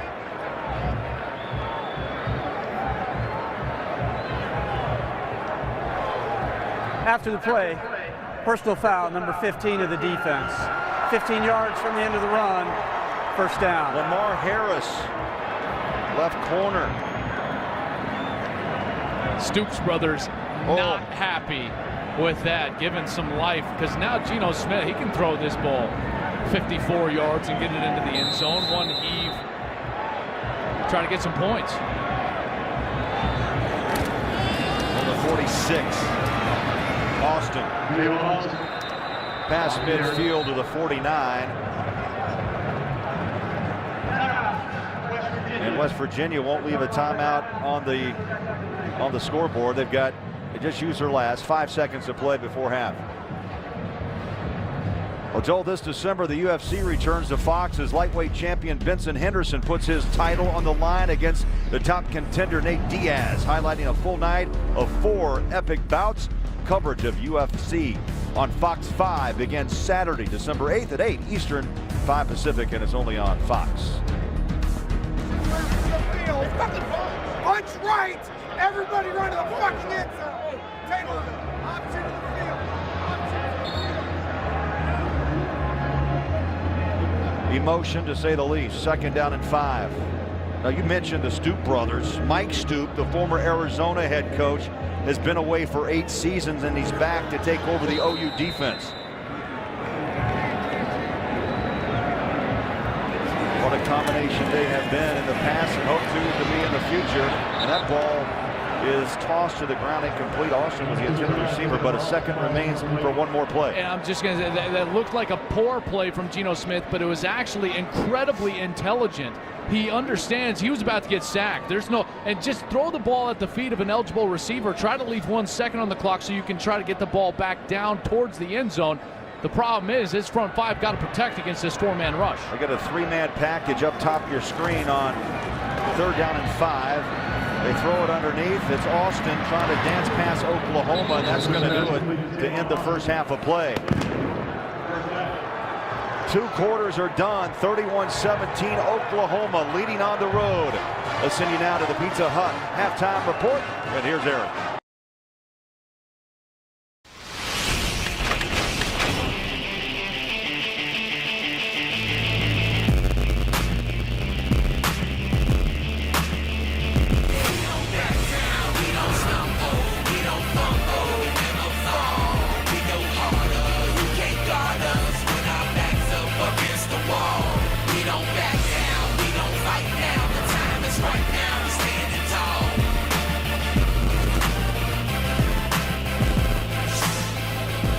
Welcome to Fox College Football, presented by Reese's Peanut Butter Cups. And back in Morgantown, Craig Bolerjack along with Joel Klatt.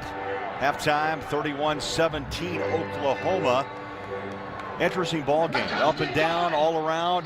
Let's talk Landry Jones. Yep. And Joel, he flirted with a 300-yard first half through the air and 3 touchdowns. He was really good. I thought he looked as good as he has all year long, even outside of the pocket. What he was able to do, throwing accurately down the field to guys like Kenny Stills or Jalen Saunders, and really attacking the 120th ranked pass defense in the country was huge. He threw for 270 yards in that first half with 3 touchdowns. He's a guy that, when he gets hot, it can get real hot. Right. So that's something to watch for this second half. Let's go downstairs, check in with Petros Papadakis, and understand both coaches not real happy. What a shock. Right. College football coach is not pleased. Dana Holgorsen really upset with his defense and the big plays that they gave up. Liked the run game, but wanted them to throw and catch better as far as Geno Smith and his receivers go. Oklahoma, Bob Stoops, not as upset, but angry.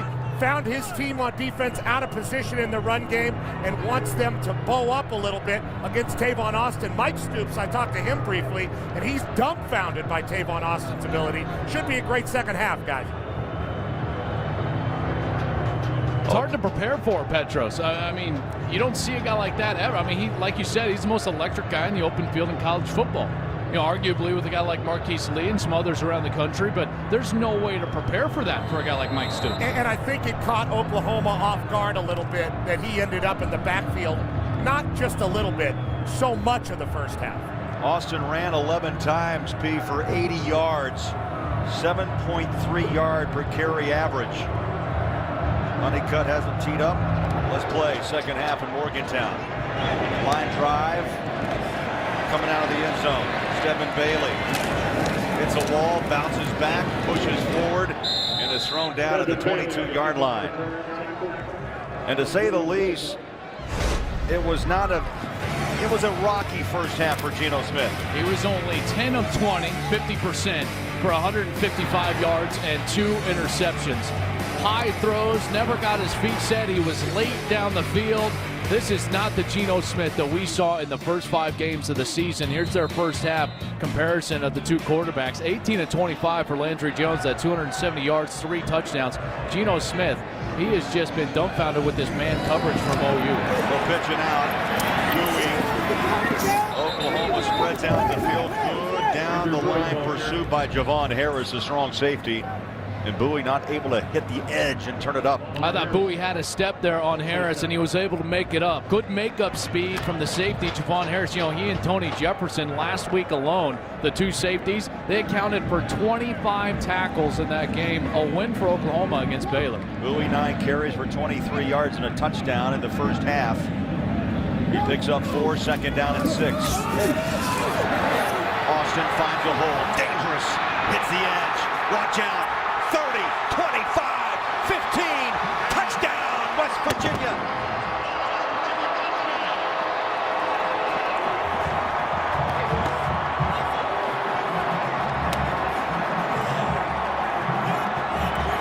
$74 yards. What a way to start the third quarter. Explosive. Tavon Austin.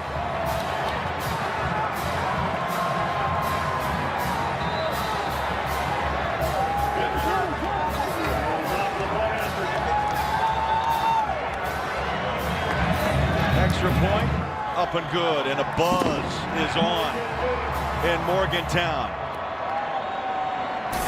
Tavon Austin, Joel, you said it best, one of the most, if not the most electrifying player in college football in the open field, down the sideline.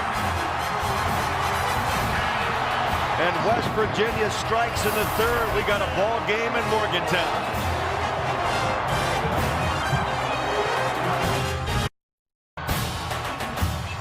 Fox College Football is sponsored by Geico. 15 minutes could save you 15% or more on car insurance. By UPS. Let UPS put the power of logistics to work for you. And by the all-new Ford Fusion. Go further. 44 seconds of electricity. Tavon Austin. That dude is absolutely amazing. 154 yards rushing tonight.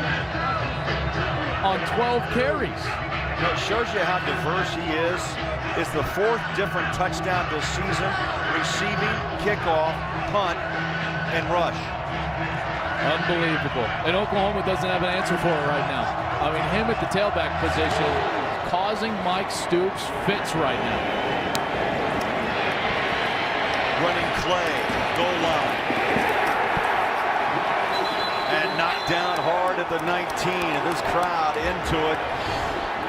Let's go back and take a look at the touchdown. I want you to see number 67, Quinn Spain. That was a corner blitz. He picks up Aaron Colvin, and then down the field, Ryan Nealon. He gets the block right here on Tony Jefferson. So 2 key blocks that spring Tavon Austin down the sidelines and for the touchdown. Ryan Nealon, the senior from Morgantown, West Virginia, working on Tony Jefferson, doing a heck of a job springing Tavon Austin.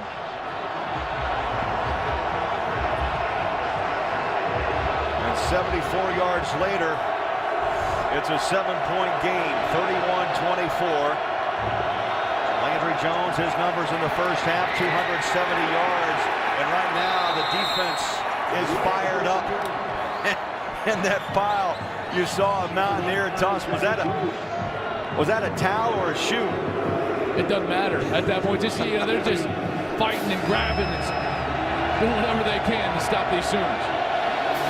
Isaiah Bruce fired up, a gain of 1 on 2nd down at 9. Damian Williams in the backfield. We got a 3-wide receiver package top of your screen. Landry Jones sets and throws across the field. And big gain, breaking a tackle. Shepard breaks another inside the 30 to the 26-yard line. This defense just cannot tackle in the open field. It has killed them all season long. They're there, they're in position, and Sterling Shepard, the true freshman from Oklahoma City, breaks a couple of tackles and down the sidelines in the air, taken completely out of this stadium after the crowd was back in the ball game. Joel, what should have been a 10-yard pickup is a 52-yard gain to the 27-yard line of West Virginia.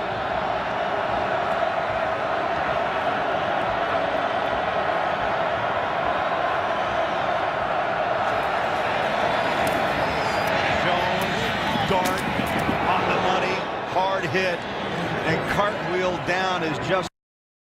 Let's get a game break. A wild day in football. Back to LA. Here's Aaron. Let's update you on Stanford, Oregon. Where's all the offense from the Ducks? Well, here it is as Stanford's up 7-0. Marcus Mariota finds Keenan Lowe for the 28-yard touchdown, and this one is tied up at 7. So you got number 1 and number 2.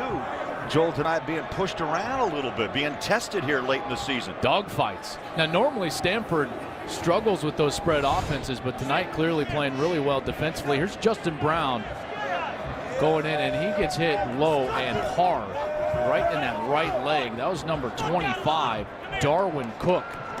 Cartwheeled him. Hit him high, hit him low. That was Chestnut in on that hit as well. He's a guy, Darwin Cook, that lost his starting spot. Last year was 14th in the Big East in tackles. He's flying around 38 tackles this season, and I'm just glad Justin Brown is up and walking okay, because it looked bad there when he took off on that right thigh. 31-24, just when you think West Virginia may have things figured out, they're back at it. They come in with the Belldozer package. Blake Bell.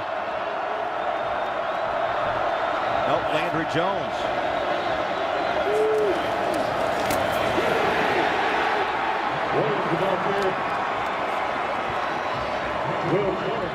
Will Clark, number 98. He's had some knee problems throughout the season, but he's in on that stop.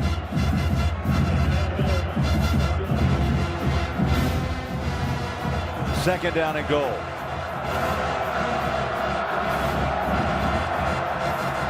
Oklahoma stays with Landry Jones.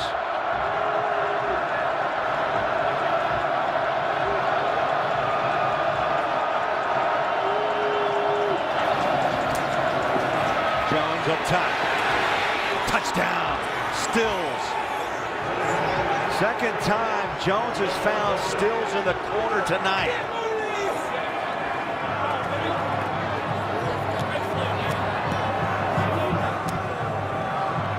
Fourth touchdown toss for Jones for Oklahoma. What a night for Jones, and just an absolutely terrific job by Kenny Stills giving late hands to the defensive back. He didn't go up, get too excited that that ball was coming his direction. He waited patiently until that ball was near his face mask. Then he goes up and gets it and doesn't allow the cornerback to go up and bat that ball down. What a great job. Honeycutt with a PAT. 2 touchdowns already. 3 minutes into the third quarter. Shootout underway in Morgantown. 38-24, Oklahoma. Stoops happy, but not Holgerson. We'll be back on Fox.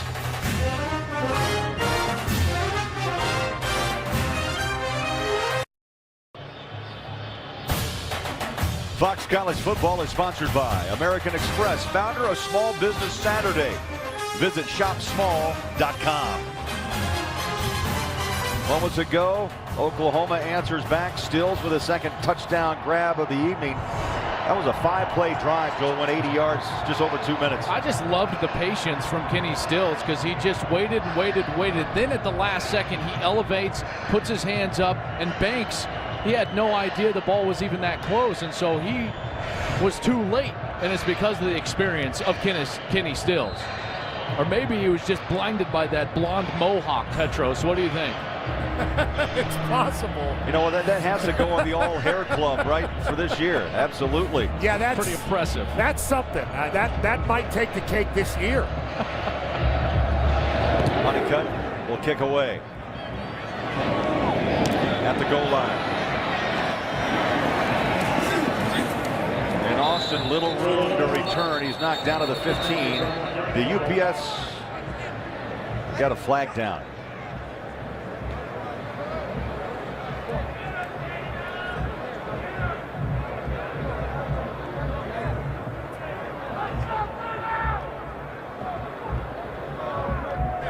During the return, holding, number 50, the return team. Penalty being forced half the distance to the goal. First down. That moves it back inside the 10-yard line. Now we can talk about UPS team performance. The index is a statistical measure that looks at the efficiency of a team's offense, defense, special teams, miscues to define their competitive advantage. You can check out this week's rankings to see that Kansas State at the top of the UPS performance index. A look at the logistics behind a winning team. K-State and Bama have been on top most of the season. They sure have. K-State by a wide margin. Geno Smith airs it deep. Man covers, little bump. And intended receiver was Stedman Bailey. Speaking of Kansas State, let's get a game break. Back to Los Angeles, and here's Aaron. Yeah, let's check in on that #1 team in the nation. Well, they're starting to add on to this score here. Chris Harper, 7-yard touchdown pass from Colin Klein. K-State needed that one. Baylor still leading, though, 28-14. 2 touchdowns down on the road. #1 team in college football.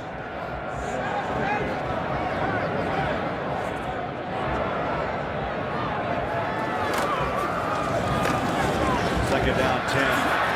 Tavon Austin. Joel, you just saw what I saw. That's patience. Did you wait? Did you see him wait for that little block to pop a hole? And P, you were a running back.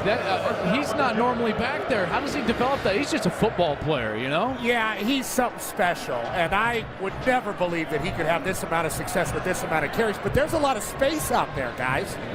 363 all-purpose yards tonight. That is a single-game record here at West Virginia as he slips and slides as he tries to cut it back upfield. There are running backs that play that position their entire life and never develop the patience. Yeah, you're talking to one. Tavon Austin is a heck of a football player. In the eye, second down 11 after the loss of 1. Tavon gets the call, high steps into the 30. He's a showman as well, and out front was the left tackle, Spain.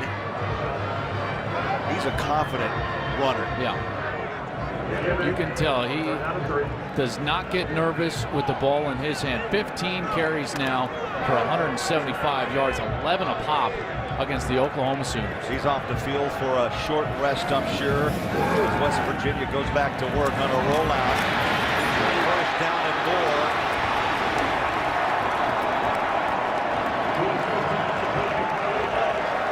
Gabe Lynn missed that tackle. He was the outside linebacker. That's Cody Clay, who got the start tonight. He's a running back slash H-back slash tight end. And he grabs his first reception, a pickup of 19.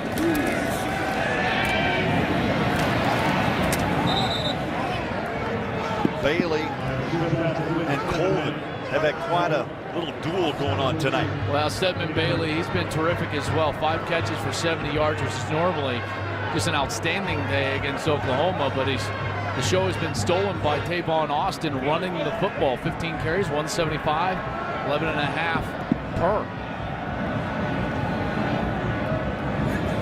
Austin's in the slot. Geno Smith play action throws.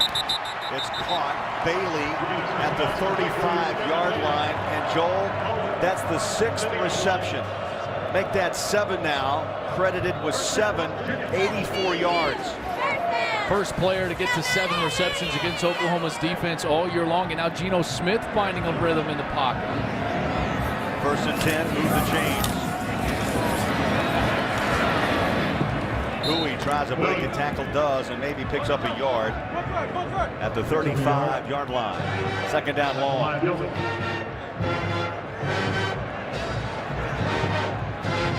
Chuka Indule, number 98. Tackle, first time we marked down his name tonight, number 98. 4 sacks on the season. And Austin's back in the backfield. And around. Thompson. And he's hit up high at the 31-yard line. On the reverse, tackled by Wilson. I'm impressed by the discipline from Oklahoma, because as soon as Tavon Austin touches the ball, I would be, as a defender, just screaming out of my zone, out of my area to try to tackle that guy because of the success that he's had. But Oklahoma staying home, staying disciplined for Mike Stoops, the defensive coordinator, and ultimately there to force this 3rd and 6. West Virginia needs to get just inside the 27-yard line to move the chains. And on big hole right side. Nice cutback. Bowie. First down and more. We are just marching up and down the field. Oklahoma and West Virginia. For the 2nd straight week, Oklahoma has given up over 200 yards on the ground between Bowie and Tavon Austin. West Virginia having their way up front right now with Oklahoma, and that's really provided all the offensive success for West Virginia tonight. 252 yards, Joe, as you mentioned, a season high against Baylor on the ground. A throw it far side, and a pickup of 2. Bailey is now stacking up the receptions. This is also a product of that man coverage that Oklahoma plays, because when somebody starts running the football very effectively against you as a defense and you're in man coverage, it comes down to one player making a tackle in open field. And we've seen on this drive on several different occurrences that one player missing that tackle for Oklahoma. Number 3 in the nation in receiving yards is Devin Bailey, 117. Geno once more, pocket collapses, spins. He's going to run 10, and he dances out of bounds at the 7-yard line. Colvin gave him a hit. Geno Smith showing some escape ability. Yeah, some good athleticism from Geno Smith on the last snap. Good coverage down the field. And on 3rd and 3, this ball's got to go to Tavon Austin. He's had a rest. He's back on the field. He's in the slot. Instead, they go up power to the middle past the 5, and it's Bowie to the 4. I don't know if he got this. They're needing the 4.5-yard line. Depending on the spot, it's going to be very close. I can't tell where that linesman spotted it. That's really close right there. The nose of the football just... So they're going to bring the chains out, but I think they got it. I don't think they did, Craig. They're going to be short by about 4 inches. I didn't tell you that my eyes weren't the 20/20 they used to be.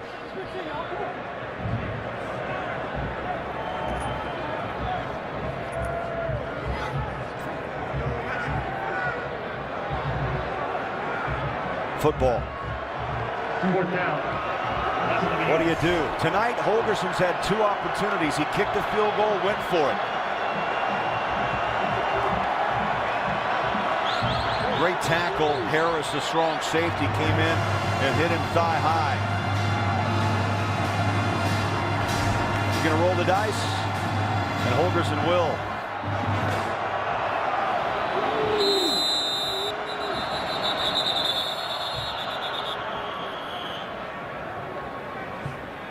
Previous play is under further review. Going to take a closer look at this spot.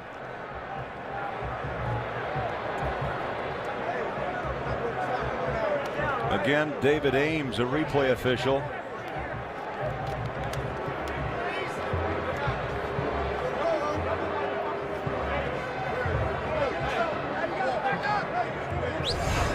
And it's simply, again, Joel, from my first reaction was I believed it was a first down on the second effort here. And you look at the line. I thought it was a good spot. If they're going to rule that forward progress is down and he's done fighting for extra yardage, that ball is in his chest right there, and it's just barely across the 5-yard line, which is about where they have the ball. In fact, I think you could make an argument that that ball could be moved back a couple of inches, actually. At this point right here, Bowie stops fighting for extra yardage, and it looks like the ball right on his stomach, and he's basically almost upright, sitting on the 5-yard line, directly where the ball is set right now. This is going to stand. After further review, the ruling on the field stands. 4th down. Yeah, there's not evidence there to overturn that call.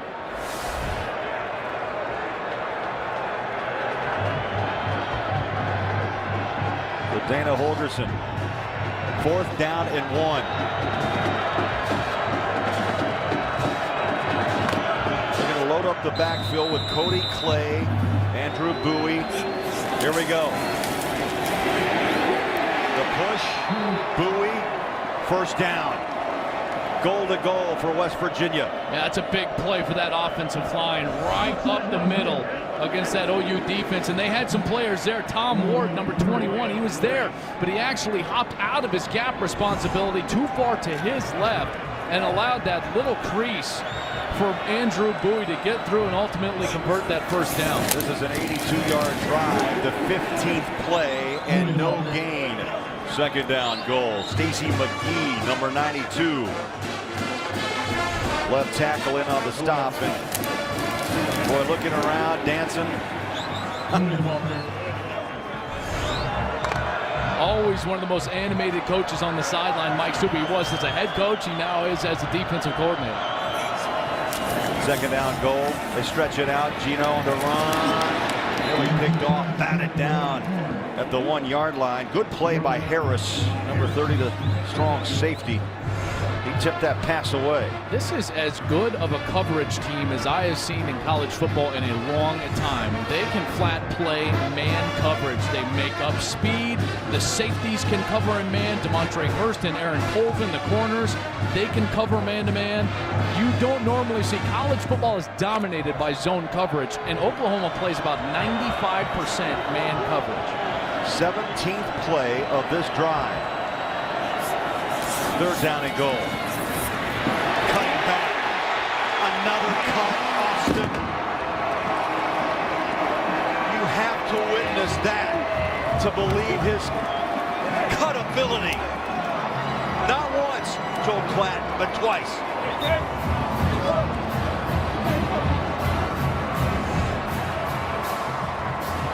He stopped here. Javon Harris right in position.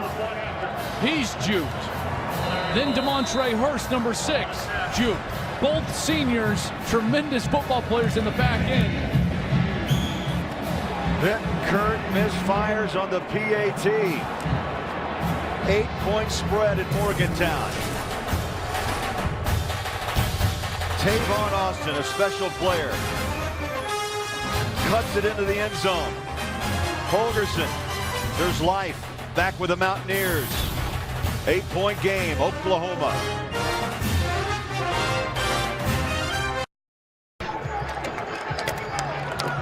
5:46 to go. The Mountaineer doing push-ups, down 8, 38-30. It's coming right at you, Joel Klatt. Beautiful run by Tavon Austin. There's Javon Harris, 1 senior, and Demontre Hurst, number 6. He's the next senior. And into the end zone. That missed extra point, though, that could come back to haunt West Virginia. And Bittencourt just absolutely pulled it. But Petros, that run, I mean, this kid, I'm out of words to describe this kid. Well, you know, Joel, you were talking about how Oklahoma's one of the few teams that plays man coverage, and that's because of their level of athlete. That level of athlete, which is great for Oklahoma, is absolutely looking ridiculous trying to tackle Tavon Austin. Yeah. What does that tell you? Foolish. I mean, they do. They look foolish trying to tackle this guy in the open field. Finch, 5-yard line. Stumbles, has his feet. 25 to the 27. Now, plenty of numbers to check out here with tonight's 4-game summary. Tavon Austin, the one stealing the show. He and Landry Jones. I mean, they're both having career-type nights. 376 all-purpose yards for Tavon Austin. Landry Jones with the 4 TD passes. Oklahoma, they have not been stopped much offensively. And it seems like every time West Virginia creeps back into this game and gets one of those touchdowns to get close, Oklahoma has an answer offensively. So this becomes the question. Can the Mountaineer defense get off the field on this series and get that ball back to Tavon Austin and Geno Smith? Landry Jones back to work, 352 yards of passing. He wants more. Fires, has it. And the catch is pulled in by Saunders. Carl Joseph with the stop. And Petros, I don't know how you stop Landry Jones. You got to put some pressure on him. Well, they can hit him, or like Joel's been talking about, move him out of the pocket. He's less accurate there. He is a pocket passer. They go to the ground, and Damian Williams is swarmed under after a pickup of 1. This is the key point in the game for the West Virginia defense. Dana Holgorsen telling us that their team right now in this 4-game losing streak doesn't expect good things to happen to them. Well, they need to expect a good thing to happen to them now. It's 2nd and 9. Good first down defense put them in an advantageous situation. This is their opportunity to get off the field. In the backfield is Millard and Clay for Oklahoma.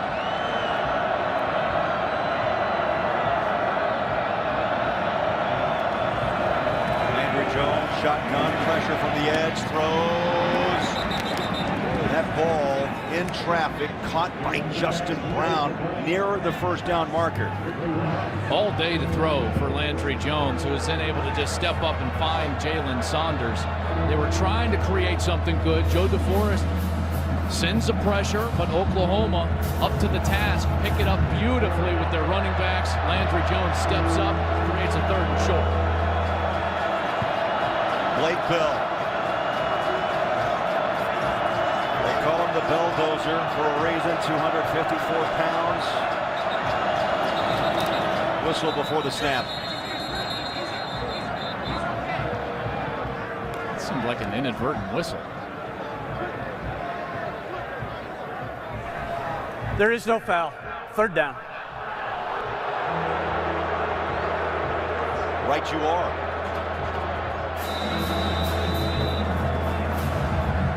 But not good for Oklahoma because they showed their hand. They got to call a new play now because that ball was snapped. Will they go back to that same well? Bell now takes a glance at the sideline. Going to change it up. They've got the numbers on this side of the defense.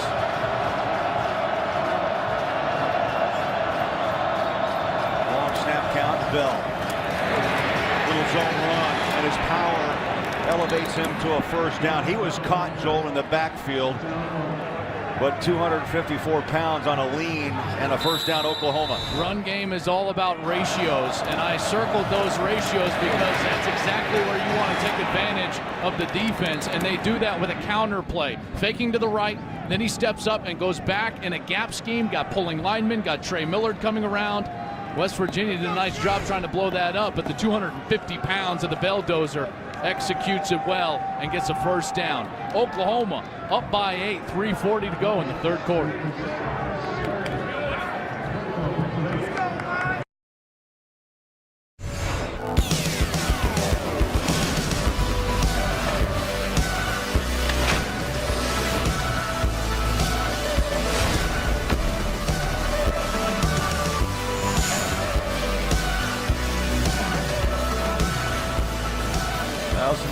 is from Morgantown, West Virginia, here on Fox. Say we've had an uphill, downhill, running, battle, you name it, we've seen it. 38-30. Can West Virginia put a stop to Oklahoma? It's 1st and 10 at the 46-yard line.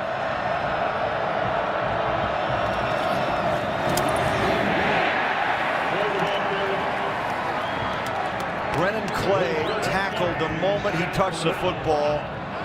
Will Clark, Jack Rao team up. And again, a win on 1st down for West Virginia.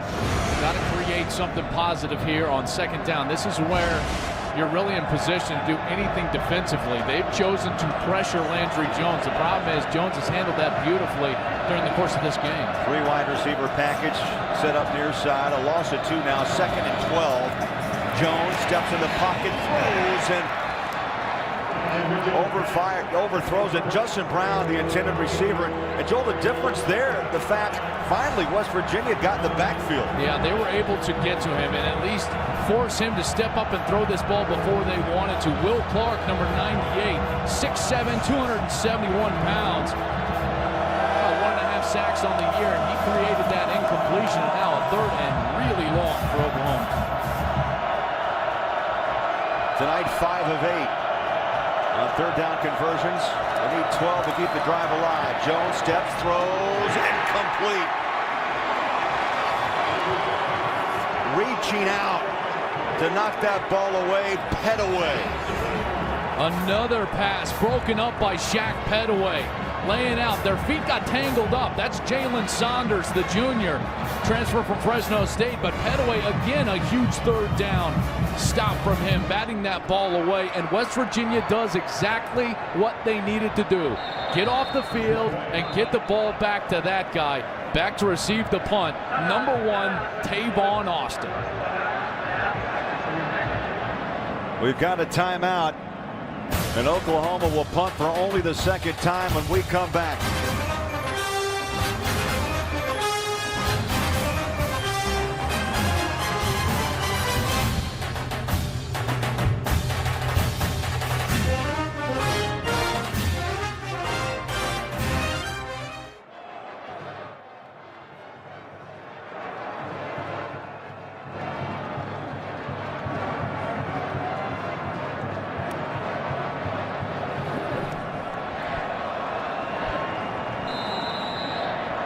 Tressway will punt. Only his 2nd kick of the night. Awaiting is Tavon Austin. Pressure comes and the kick's away. Austin calls to keep away from that bounce, and it'll be out of bounds at the 21-yard line. So a short kick, and Geno Smith down 8, ready to go back to work. The most success that they've had is with number 1 in the backfield, giving him that rock, creating space, and then once they're able to do that, then they get into the rhythm of their offense. But when they've come out and just tried to toss the ball around with Geno Smith, he hasn't been as effective. He's needed that run game. And Tavon Austin now, 181 yards in the game, lined up right behind Geno Smith. Over 11 yards per carry.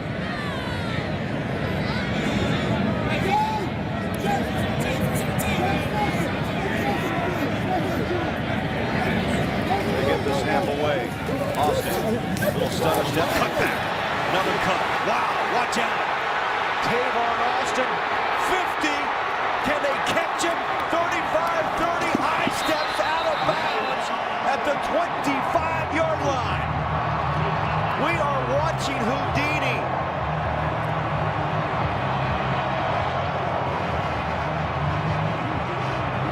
You're not supposed to be able to do that. No. Tony Jefferson had him dead to rights right at the line of scrimmage. 56 yards. This crowd buzzing. Mike Stoops is pacing on that Oklahoma sideline. Geno goes up top. There was some contact. Crowd wants a flag. It was a one-on-one battle with Bailey and Colvin. Colvin actually had a better beat on the ball than Stedman Bailey did. Geno Smith is lucky that that ball wasn't picked off.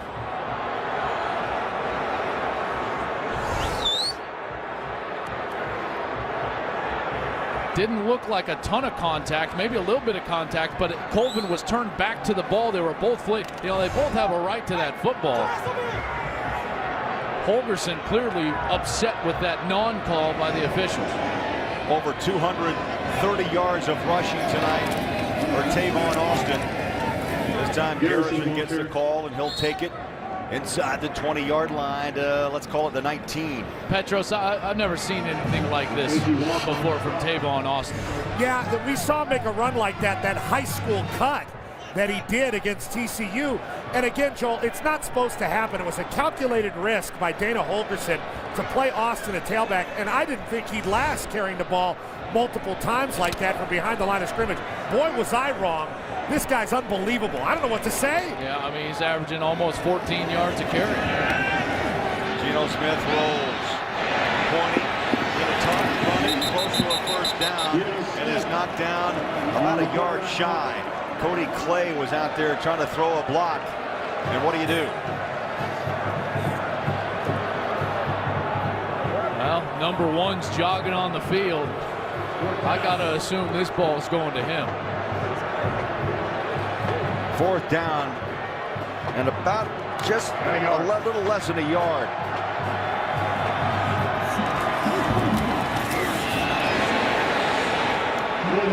Short.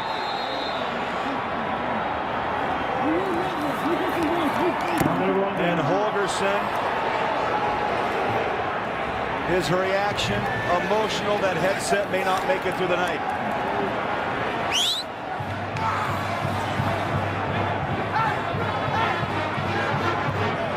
He's still upset about the pass interference call that didn't get called. He's not upset at that fourth down play. He's still upset at the officials about that non-pass interference call. Here's the fourth down play. Javon Harris comes in. He stops him. He's the safety. Crashes in from the left side of the defense, right side of the offense. Gets Andrew Bowie to the ground. Makes the play ultimately for Oklahoma. Joel, he's made some great plays coming off the edge tonight. I'm just surprised that Tavon Austin doesn't get the ball there. You know, even though he's small in stature and it's 4th and 1, he has just run all over Oklahoma. Quick throw. Saunders bounces off a one West Virginia tackler, and he gets to the 25-yard line. Looks like about a 9-yard gain.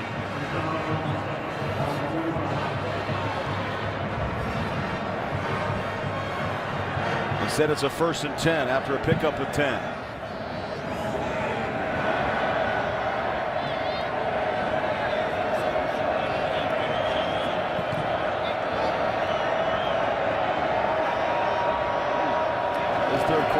Is running down, pressured. You heard the footsteps.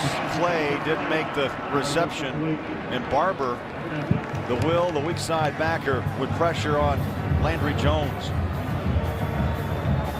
That brings up 2nd down and 10 with 11 ticks on the 3rd quarter clock.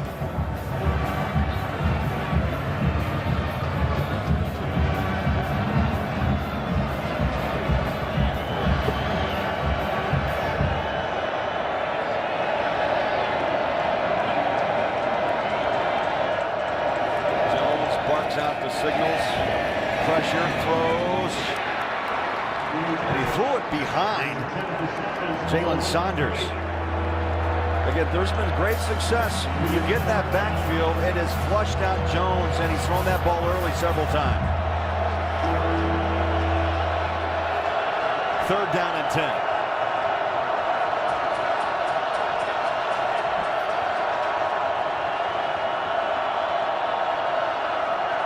They're bringing pressure here.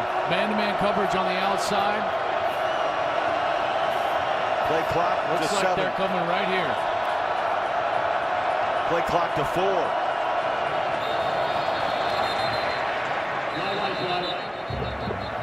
And we got a flag. And a false start on Oklahoma. False start. Number 4 offense. 5-yard penalty. 3rd down.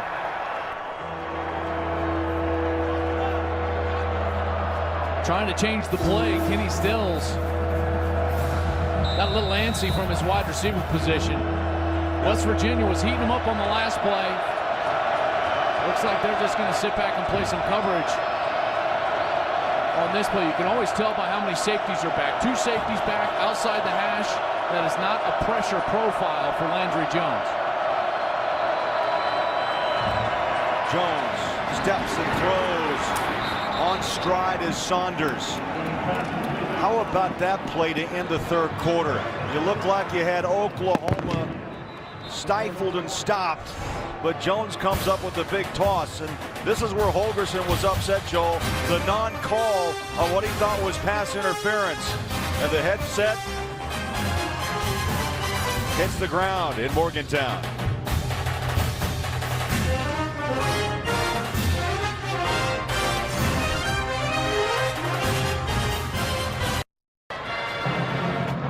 Ranked Oklahoma leading West Virginia 38-30. Time now to look at tonight's Cade Jewelers headlines. UCLA beating USC. Notre Dame stays undefeated. Monte Ball ties the NCAA record. Touchdowns now 78. Just some of the headlines making news around college football. Another one we'll be keeping an eye on, Joel, is Baylor and Kansas State. Oklahoma Williams, ball carrier. to the heart of West Virginia's front. Kyle Rose made the initial hit. Nowhere to rumble was Williams. Initial hit by Jared Barber. No gain.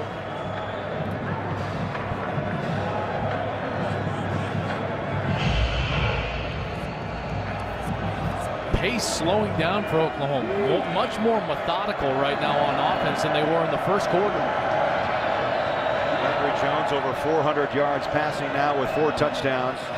Will take the snap from the shotgun. Sets his feet, throws flat, far side. And how about West Virginia? Great pursuit. They string it out and they tackle down Damian Williams. Let's get a game break. Back to Los Angeles, and here's Aaron Andrews. Checking in on #1 K-State. This is following a Colin Klein interception. Glasgow Martin with the 4-yard touchdown run. That's his second of the game. Baylor leads this one now 35-17, guys. Aaron, thank you. It really takes the heart out of the team to score off a turnover. Yeah, especially a team that doesn't normally give up turnovers like Kansas State. They've been so efficient with the football all year long. Got 1,000 yards of offense in this football game through 3 quarters. Big throw inside West Virginia territory. That's Sterling Shepard who climbs up and grabs that football at the 48-yard line. Wow, high school All-American, and you can see why. How about the body control from a young true freshman on the out route, getting the foot down inbounds for the conversion. He's out of Oklahoma City. Landry Jones sidesteps, pressure, throws it up, intercepted. Oh, he liked to have that one back in his hand. Broderick Jenkins with the interception, his first of the season, and Jones makes a mistake, and West Virginia shuts down OU. Boy, a guy that's played this much football in his career needs to know better than what Landry Jones just did. Trying to elude the rush, doesn't get enough on this football because he has to flip his hips all the way around, and Jenkins goes up for the interception. West Virginia light down 8 in the 4th quarter.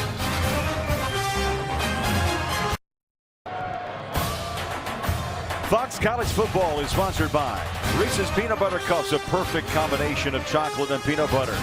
By Aflac, official partner of the Heisman Trophy. And by Nissan, innovation that excites. Joel, we talked about how to disturb Landry Jones. You put pressure on him. Yeah, you got to get him off of his throw spot. Not nearly as accurate. In fact, he only throws for 44% once he's outside of the pocket. That's where they find him on this play. He tries to flip his hips and get that ball down the field, but severely underthrown. Poor decision from Landry Jones. Kenny Stills turns into a defender, and the senior putting his team in a bad position turned the ball over in the 4th quarter. That's the 8th interception tossed by Landry Jones, and it gives West Virginia 1st and 10 at their own 3-yard line. Geno Smith in his own end zone, throws up top. Stedman Bailey with a grab at the 35, call it the 37-yard line. Now that is standing in the face of pressure. Geno Smith was getting pressured from the outside. He stands in the pocket and delivers a strike down the field to Stedman Bailey. trapped deep. Now they've got room. 1st and 10, 37. There's Bailey lined up near side. Tavon Austin. Oklahoma zeroes in on him up front, maybe a yard on the push up front. Bailey tonight, 9 receptions, 120 yards. That's the 12th time he's gone over 100 yards in his career. There was the pressure that you saw from the outside, breakdown and protection, but that was just a terrific throw right down the middle of the field. In between 3 Oklahoma defenders, dropped it in nicely. 2nd down and 9. Oklahoma can't wrap up. Bailey makes the cut and is tackled inside the 30-yard line. 4 different Oklahoma Sooners had an opportunity to tackle Stedman Bailey, and he broke all those tackles. The open field ability of some of these Mountaineer skill position players is really causing Oklahoma tons of problems in this game. And now Geno Smith finding a rhythm. You're seeing a guy right now, didn't play well early in this game, and he's starting to get confident right now. It's the last thing the Sooners want to see. He's made some terrific throws here early in this series. He wants more. He'll run out of the pocket, chase. He's got room, pointing, directing, 1st down at the 10. Geno inside, running for the end zone, and he runs out of gas at the 4-yard line. Finally, it was Colvin who chased it from one side to the other.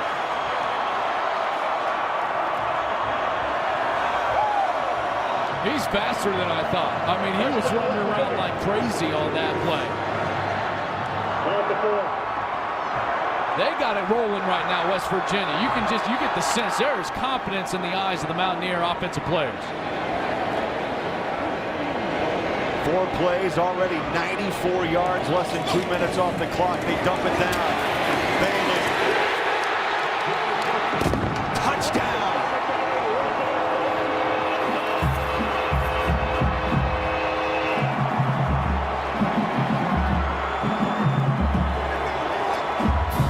Joe Clapp, that is a definition of just a bang-bang offense. Big play after big play, and they ride the emotion of this hometown crowd. And they were backed up. That was a 95-plus yard drive. And quickly for Dana Holgerson's offense. Right down the field and into the end zone. Remember, Bittenkurt missed the PAT on the last touchdown. West Virginia down 2, and now they're going to have a review whether or not Bailey found the end zone. Stedman Bailey's only 195 pounds, and he made the decision. It's actually a pass play because Geno Smith catches the snap and then shovels it forward to Stedman Bailey. 5'10", 195.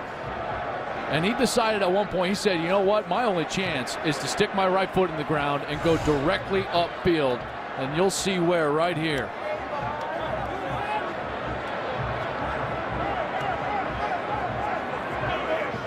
How about that leg drive? That looks like a touchdown to me. It didn't look like his knees were down before that ball crossed the goal line, Craig.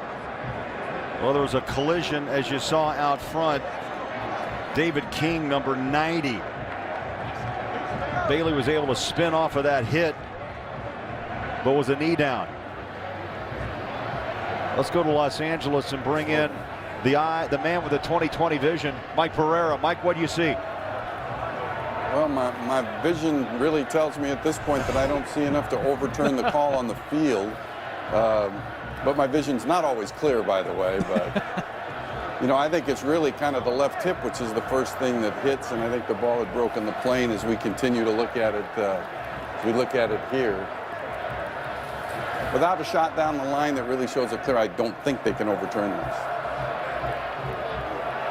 All right, Mike, it's under official review. We'll look at it one more time. And there's what Mike was talking about, that the ball already broken the plane just before after the knee further hit. review, rolling on the field stance, touchdown. And Mike, once again, you do have 20/20 vision, my friend. You guys said first, and that's always makes it a little easier for me. That's right. All right, Mike, Thank thanks. you, Mike. We'll check in with you again if needed. Dana Holgerson. in the second year. Last year, it was all about the Big East, the Orange Bowl. They make the switch to the Big 12. This is huge now. They're starting to go for two because that missed extra point. Tavon Austin in the backfield with Geno Smith. 2-point attempt to tie this game at 38. Geno steps, throws. The hands of Stedman Bailey.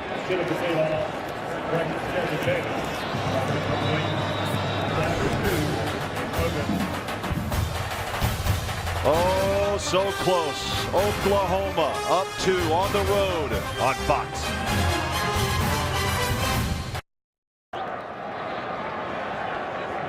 Well, Joe, this week the Fox College Football social poll on Facebook asked fans who's the most exciting player in college football. And here's the results of that poll. Revote. I want a revote with Tavon Austin as one of the possible choices, because I'm voting for him. What we've seen tonight, I mean, Borders just beyond outstanding. Austin has done it all. You were surprised. I think everybody in the building was surprised that they didn't go to Austin on that 2-point conversion. 38-36 Oklahoma.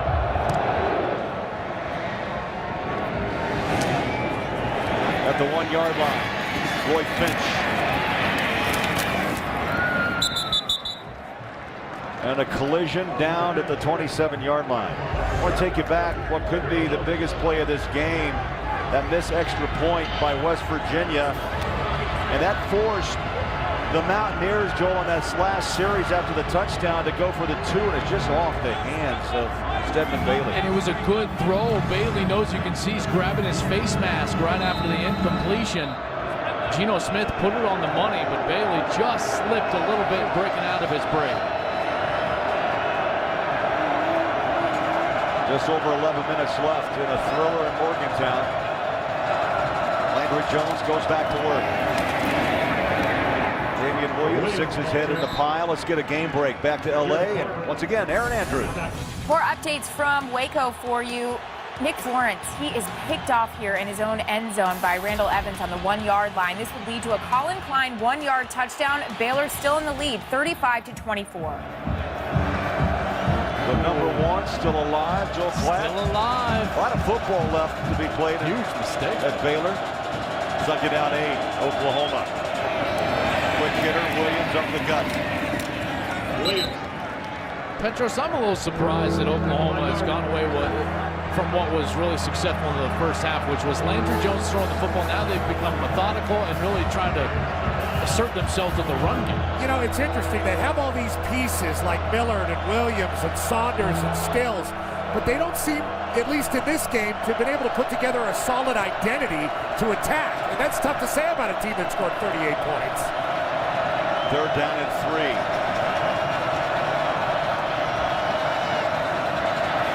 Jones flips it out, wide open, first down and more.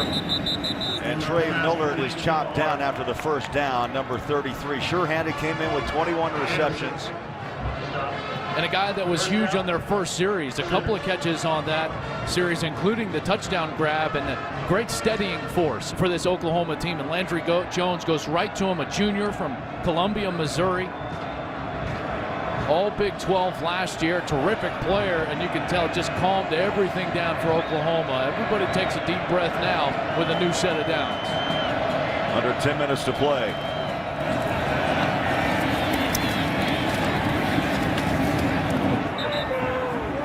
Damian Williams cutting back. A couple of Mountaineers jump on for a ride. They'll be short of the first down, second down. Nice pickup on first. And it brings up a 2nd and 4. It's the first time in a while that Oklahoma's been able to win first down and create a position where they are in 2nd and 4. These are the opportunities play callers love to take shots, 2nd and short yardage.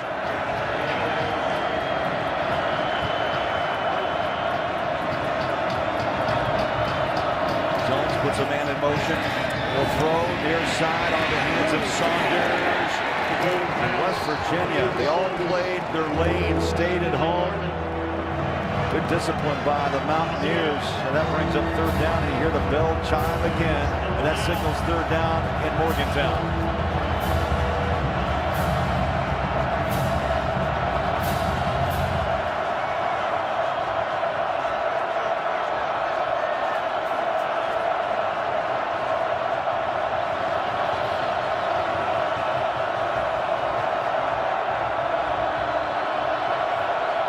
Play clock at 6.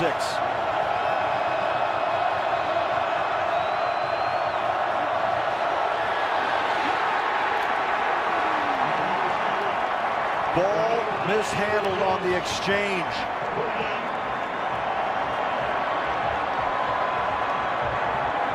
Joel, you saw what I saw, and there were several looks to the sideline by Landry Jones. It looked like Gabe Eichert, the center, just completely mishandled that ball right from the snap, and it just rolled in between his legs, and Landry Jones went into full cover-up mode there to fall on that ball and save this punting opportunity for Tress Way. Way lets it fly. Tavon Austin awaits, away for a fair catch at the 15-yard line. So here we go. 7:33 to play. Geno Smith back on the field. And that Mountaineer offense, they found some new confidence in the second half. They're down 2 on Fox.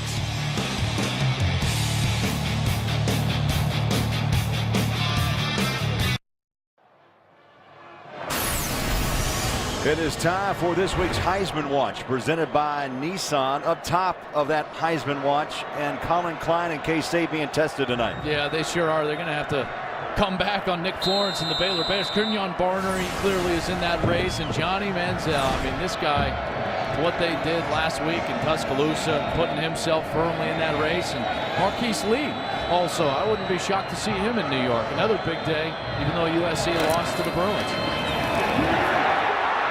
Austin makes a cut midfield, makes another at the 40, cuts it back. And a flag, they're going to bring this one back. There is a flag back at the 22.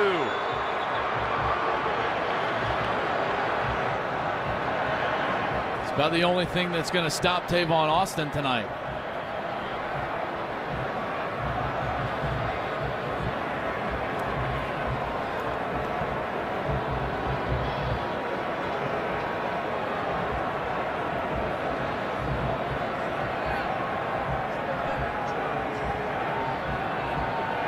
Long conference for just a flag that you would assume is in the area of a holding call. I think there were 2 flags there is down. Now. There's 2. There's one up by where he went out of bounds as well. One back at the line of scrimmage. Here's Personal the call. foul. Hands to the face. Number 2 defense. That penalty be 15 yards from the end of the run. Sideline interference, unsportsmanlike conduct on the Oklahoma bench. Penalty be enforced half the distance to the goal. First down.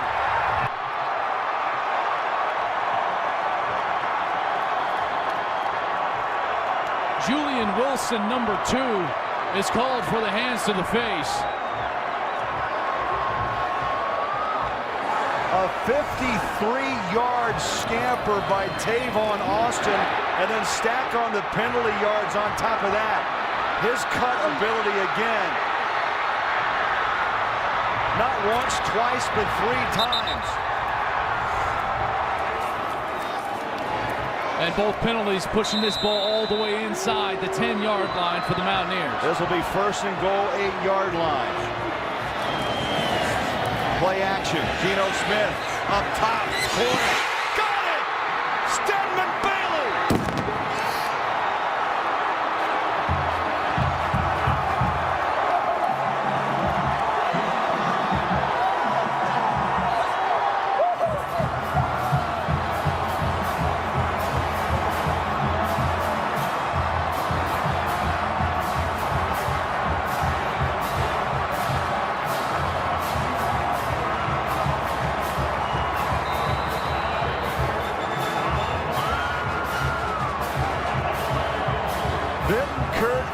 Field for the PAT. down the middle. It all began with Tavon Austin, then penalties, but Austin's night continues.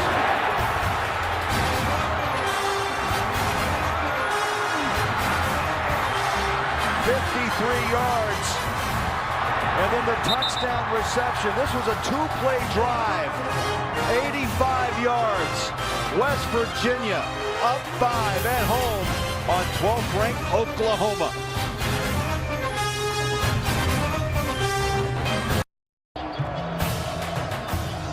Fox College Football is sponsored by AT&T. Rethink possible. We better rethink this game. What a game. This place is electric. And West Virginia really starting to believe in themselves. Yes. And that's something that Dana Holgorsen said. That had left this team the last 4 games. A 4-game losing streak. First 4-game losing streak since 2001 here in Morgantown. And right now, they believe they can win this game. You can tell the confidence right now for West Virginia is palpable at home. West Virginia has not lost 5 in a row since 1986. They kick away. That ball pops out. Brennan Clay recovers and gets to the 21-yard line. Let's go back. There was some confusion about what happened actually on those penalties. I want you to watch up here on the sidelines for Oklahoma. A bystander, the official is going to be running, jogging with the play, and gets knocked over. Both of them hit the ground.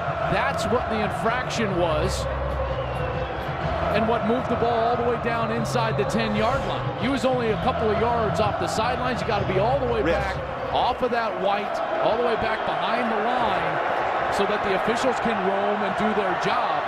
That's what that penalty was called on. Landry Jones, 420 yards, sets up a screen pass. Plenty of room to rumble. Williams stepped out of bounds. Boy, he had a lane to the end zone. And right here you'll see...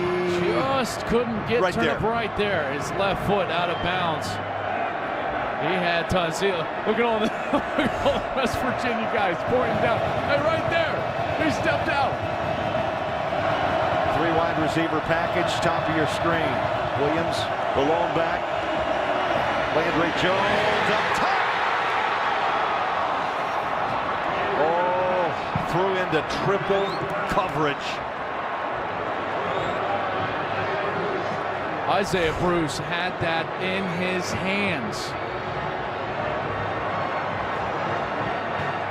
And then just hits his own player. Did Saunders put a hand on that? Play a little defense, did he not? Boy, another ill-advised throw from Landry Jones. This time, no pressure on the quarterback. He steps up and he tries to force the ball down the middle of the field. Under 7 minutes to play. 43-38 West Virginia. Jones stands. Downfield coverage. And now he slings it out of bounds. I was hearing whistles before he released it. I think they called timeout. Those officials, yeah, he's signaling. Absolutely, Oklahoma called timeout before that snap. Joel, it is so loud here. The far side officials with the whistle. Timeout. West Virginia by 5. Back in Morgantown, 6:35 to play. 43-38. Petros, this game has had about everything, and I can't even predict what's next. Well, first of all, Tavon Austin with 292 yards is ridiculous. But Joel, Landry Jones right now, the senior, looks like the quarterback that's new to the Big 12. What's going on with him down the stretch? They flip-flop roles. You know, he looks like what Geno Smith looked like in the second quarter. He's got to find some semblance of rhythm right now on this drive. It's second down at 10. West Virginia bringing pressure from the edge, and that throw. Jones stands strong in the pocket, and he knocks it into Sterling Shepard.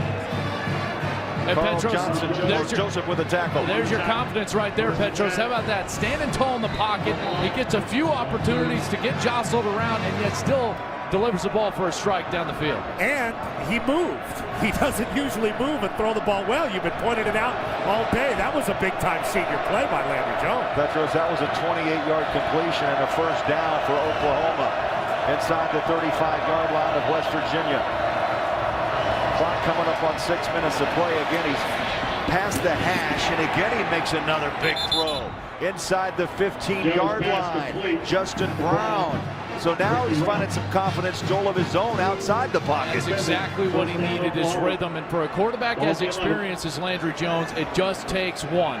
And then all of a sudden, the juices start flowing. And now 487 yards on the night, 4 touchdowns. This guy had a lot of success in an Oklahoma uniform. Now finding himself down on the road late in November. Still BCS aspirations for this team. A lot on the line right now. West Virginia is trying to become bowl eligible. Jones throws it out to the flat, and stumbling after the catch is Williams. And Jared Barber bringing some pressure on Jones, able to slingshot it out.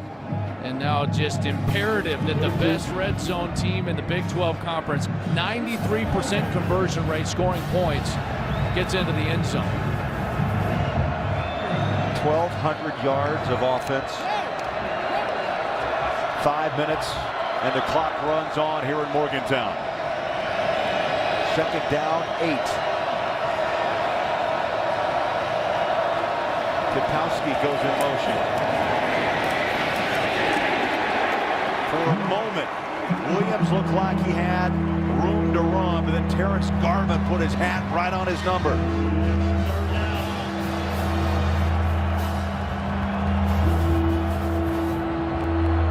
That ball back. Terrence Garvin trying to get it back for him. Huge third down. On third down, Kenny Stills is the go-to target. 74% of his catches this year have either been for first downs or touchdowns. Biggest snap of the game for Landry Jones right now. Stills with number 4 on his back. Landry Jones sets, wants to throw, it's zone, climbs the ladder, and you called it. Kenny Stills, touchdown.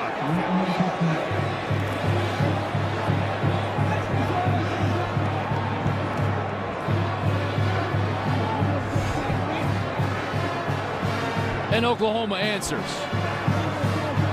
Patience from Landry Jones to allow the route concept to develop, and Stills to get open on the back line of the end zone. And now Oklahoma up by 1. Offense still on the field, will go for 2. 5th touchdown toss of the night. Jones just 3 yards shy of 500. And the 2-point conversion for Oklahoma. Holgerson called timeout.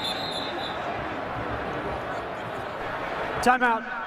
West Virginia, their second of the half.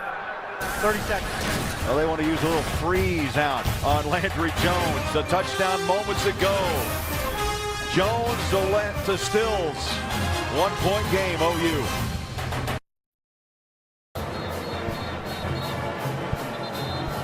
.410 left to play in this thriller in Morgantown. 44-43, 12th ranked Oklahoma and West Virginia have put on a show. 2-point attempt.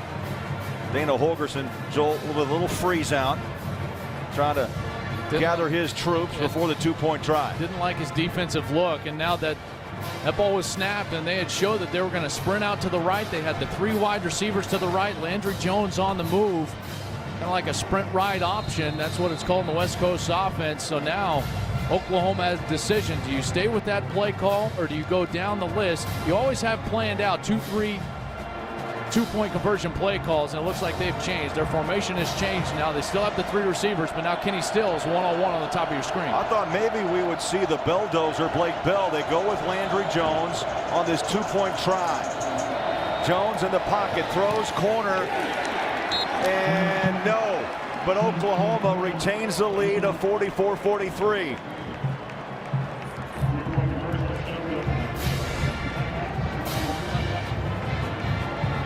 Trying to hit the back shoulder fade, and Brown lost his place on the field.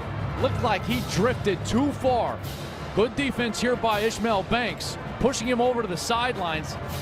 That's exactly what a corner is always trying to do. Use the sidelines as the extra defender. And Justin Brown just got lost on the field. And they were unable to convert with the 1-point lead, and now Geno Smith going back on the field. Got a feeling this is going to be a little bit of the Geno Tavon Austin show on the next series. I think your prediction may hold true.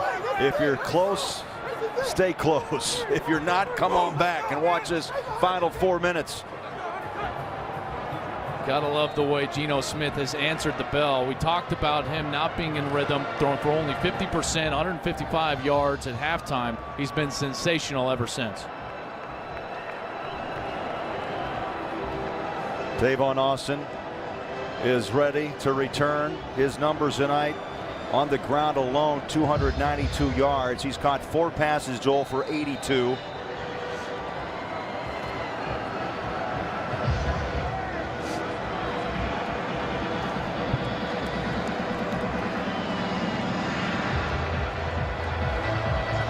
Just over 4 minutes left.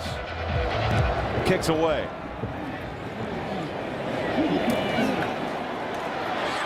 Austin cuts outside and a flag. Well, that flag came from the near side of the field.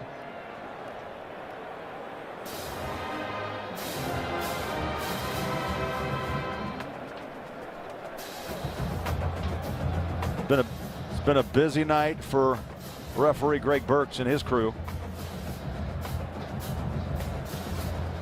During the return, holding number 37 of the return team. Penalty being forced, half the distance to the goal, first down. Joel, while we have a moment, let's have the time now for the Reese's perfect play of the game. I guess we can just go right back to the last touchdown. Landry Jones being patient, allowing Kenny Stills to come wide open in the back of the end zone. Just a blown coverage from West Virginia. You're going to see 2 West Virginia players let him go, left open right in front of the goalpost, and the senior quarterback, he ain't going to miss that one. Easy touchdown for Oklahoma. They missed the 2-point conversion, so only up by 1, but sets up for just a showdown down the stretch. 44-43, 4 minutes left. This is what it's all about. Geno Smith, Mountaineers go back to work. Room, running, watch out. Tavon Austin, past midfield to the 49 and tripped up by Colvin. You know what's amazing about this, and Petros, you can also speak to this, Oklahoma hasn't changed what they're doing. They continue to run man coverage, they continue to run the same defense, and Mike Stoops is living with his players, but Tavon Austin just running all over him, 300 yards rushing. You know, that space has not existed for Andrew Bowie or Dustin Garrison, but every time Austin gets the ball, it seems that there's an unreal amount of space on the football field for him to work his magic. Those numbers now 339 yards. He wants more, patient, and he slides to the 40-yard line. He picks up 4. I'll bring down 2nd down and 6. That is the risk when you play man coverage, is that you're taking defenders out of the equation just based on the routes that they have to cover because it's man coverage. So you've seen a lot of times Tavon Austin running down the field, and a guy like Aaron Colvin is covering Stedman Bailey 30, 40 yards downfield. That's the risk that you run with man coverage. But they've been incredibly successful with it as a pass defense, ranked 8th in the country. 2nd down and 5. Play action, Geno Smith up top. Touchdown, Bailey!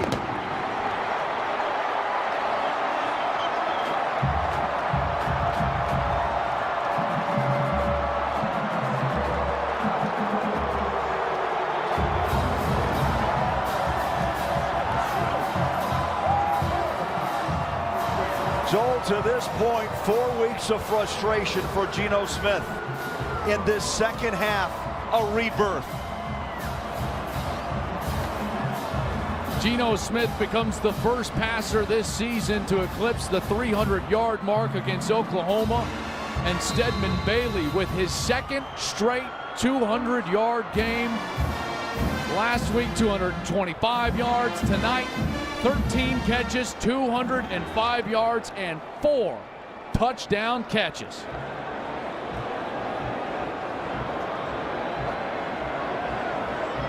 .253 to play. 49-44, West Virginia.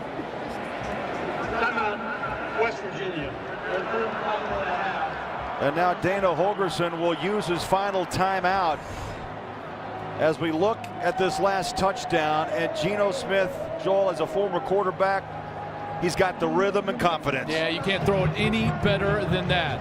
Bailey just runs out of his shoe. Aaron Colvin even had deep help on this. Both Tony Jefferson and Aaron Colvin beat deep by Stedman Bailey. That is a tired Oklahoma defense running up and down the field. They have given up 750 yards of offense to Geno Smith and West Virginia. Geno Smith, 309 yards, 4 touchdowns, 2 interceptions.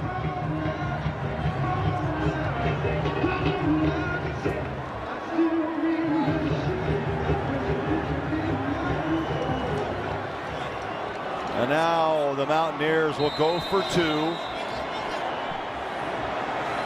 This would make it a 7-point game.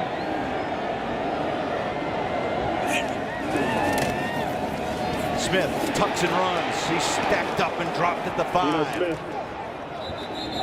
That's the run for the 2-point conversion, tackled at the 5.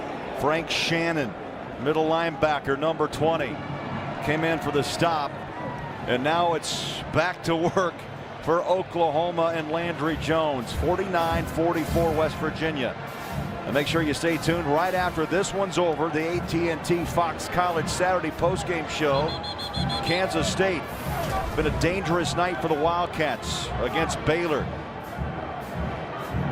Oregon and Stanford will are battling for the Pac-12 North. All the highlights and scores around college football.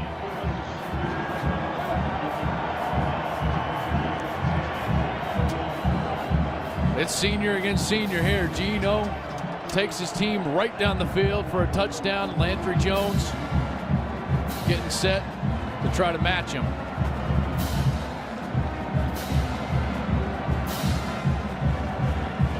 .36-10, his career record as a starting quarterback at Oklahoma. He's attempted 47 passes tonight, completed 34, 497, and 5 touchdowns. 116 career passing touchdowns for Landry Jones. What a career. You made a statement earlier. It's like Geno and Landry Jones have been around this game a long time. They've been around forever, and they are putting on a show here tonight. Kicks away. Picked up goal line. Brennan Clay. Clay 20. Clay 25. Clay breaks a tackle 35-40. And Clay brings Oklahoma to the 45-yard line. On the kickoff return.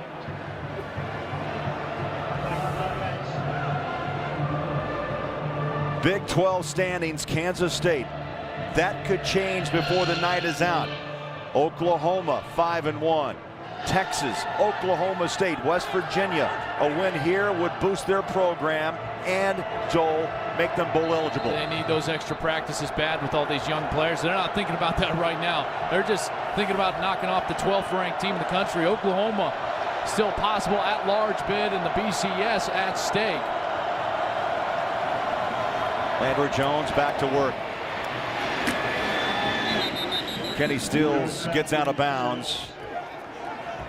Now Landry Jones over 500 yards throwing the football. I mean, the numbers are just staggering. 750 offensive yards for West Virginia, 614 offensive yards for Oklahoma. It's like we're back to the West Virginia-Baylor game we did here a few months ago. That was a 70-63 shootout. Tonight 49-44, but the clock runs up on 2 minutes and Oklahoma is down 5. Slingshot it, caught. Justin Brown, 20, inside the 15-yard line. Now here's an issue. You could score maybe in this game too early. Well, each team might get 2 more possessions from this point, the way that they're going up and down the field. Landry Jones, beautiful ball, accurately thrown to Justin Brown.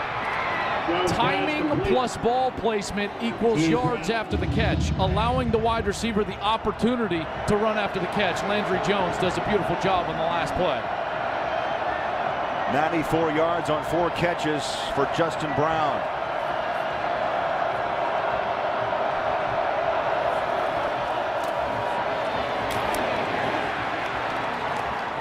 Second down and 10. Tackle by Shaq Brown. Loss of 2. Petaway and Rao were there for West Virginia. Shaq Brown's had a nice game. Yeah, as a play caller, you start looking at your matchups. Kenny Stills, top of the screen, matched up with Darrell Chestnut, the redshirt freshman. It's a favorable matchup for Oklahoma. A loss of 2. Second down and 12 for Oklahoma as we hit the 1 minute. 1 minute to play. Landry Jones in the pocket, slingshots it underneath on the hands of Brown. He is tackled and dropped back at the 4-yard line. Carl Joseph with a picture-perfect tackle. And forcing third down inside of a minute. Blake Bell in the game, 250 pounds. Timeout. Oklahoma will use a timeout. Let's go back and look at that tackle because it's saving West Virginia at this point. You've got Justin Brown coming across, and here's the true freshman Carl Joseph, and just upends him, forcing the third down play. Sticks himself right at the 3-yard line. Wow.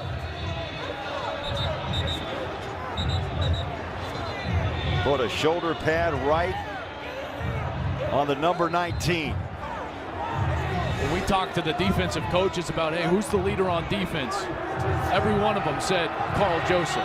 Very rare for a true freshman.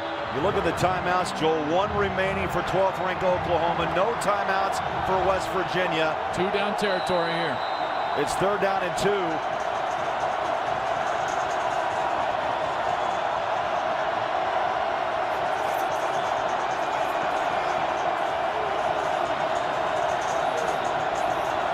Blake Bell.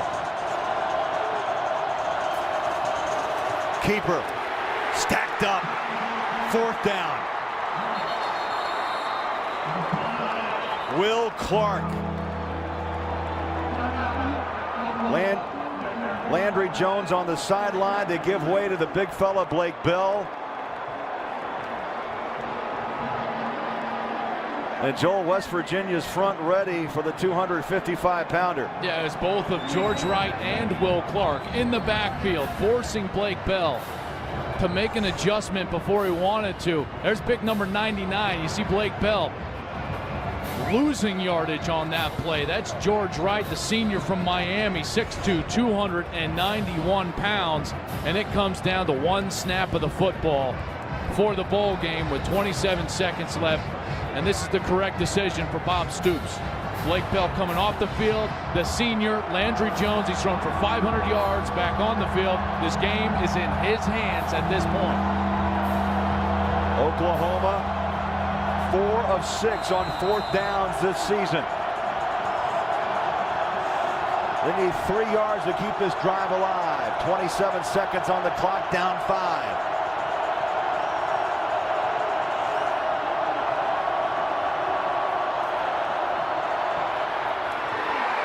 Touchdown Stills.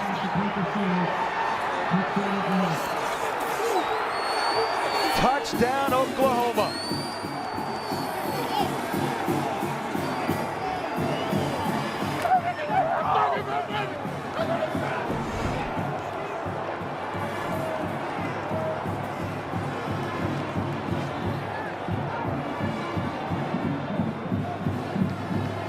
You talk about pressure.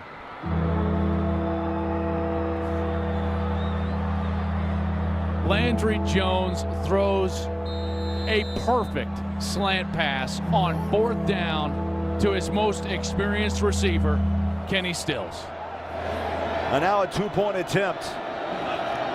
Trying to make it a 3-point spread, 50-49. And it falls incomplete, and there's 24 seconds remaining. A 1-point game in Morgantown.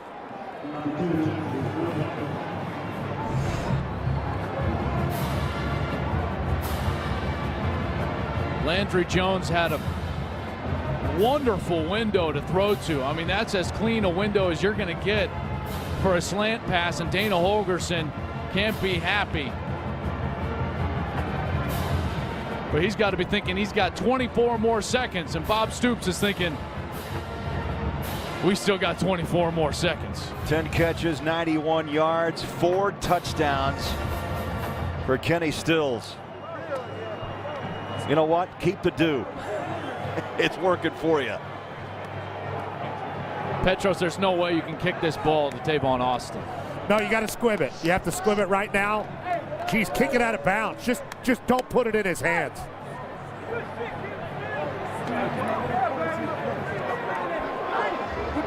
How about that throw, Petros, from Landry Jones? On 4th down, everything's on the line, and he throws it on the money. Stills is their star. He's been there for them all year, all night tonight. Remember, West Virginia has not lost 5 in a row since 1986. They started 5-0. They've dropped 4 straight. They had heartbreak in double overtime on this field a couple of weeks ago against TCU. The kick is away. It is Tavon Austin, and he's tripped up and down to the 24-yard line. 21 seconds, no timeouts remaining, and West Virginia with the ball down 1. Got to understand the situation. No timeouts remaining. You can still go in the middle of the field because a 1st down will stop the clock, but you've got to get your offensive line prepared to go up and down the football, spike the football in order to stop it once they wind the clock after the chains are set. Geno Smith has to manage this situation perfectly to get himself and his team in position for a field goal. 1st and 10, 21 seconds to play, down by 1 at the 23-yard line. Smith in the pocket, escapes, he'll run, 1st down, heads to the sideline, smart play, and it stops the clock, but he runs it down to 12.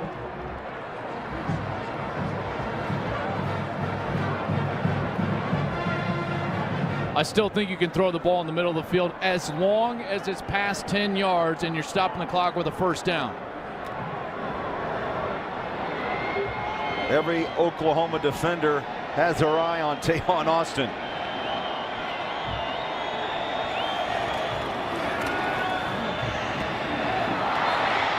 Dropped it, Stedman Bailey.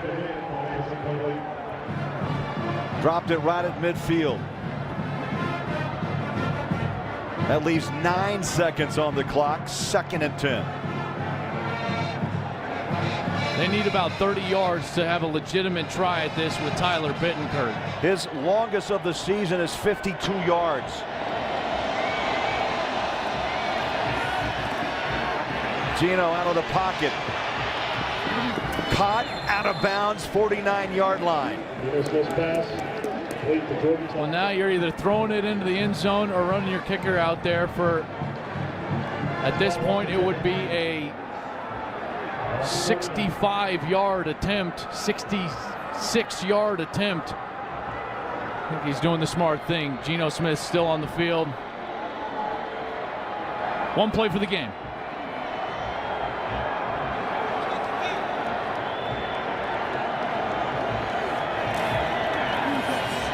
Smith winds up, Hail Mary. And it's Oklahoma's game on the road. 50-49. Dana Holgorsen told us the hardest loss of the season was a double overtime loss to TCU, and I'm sure this game will rank right there or beyond.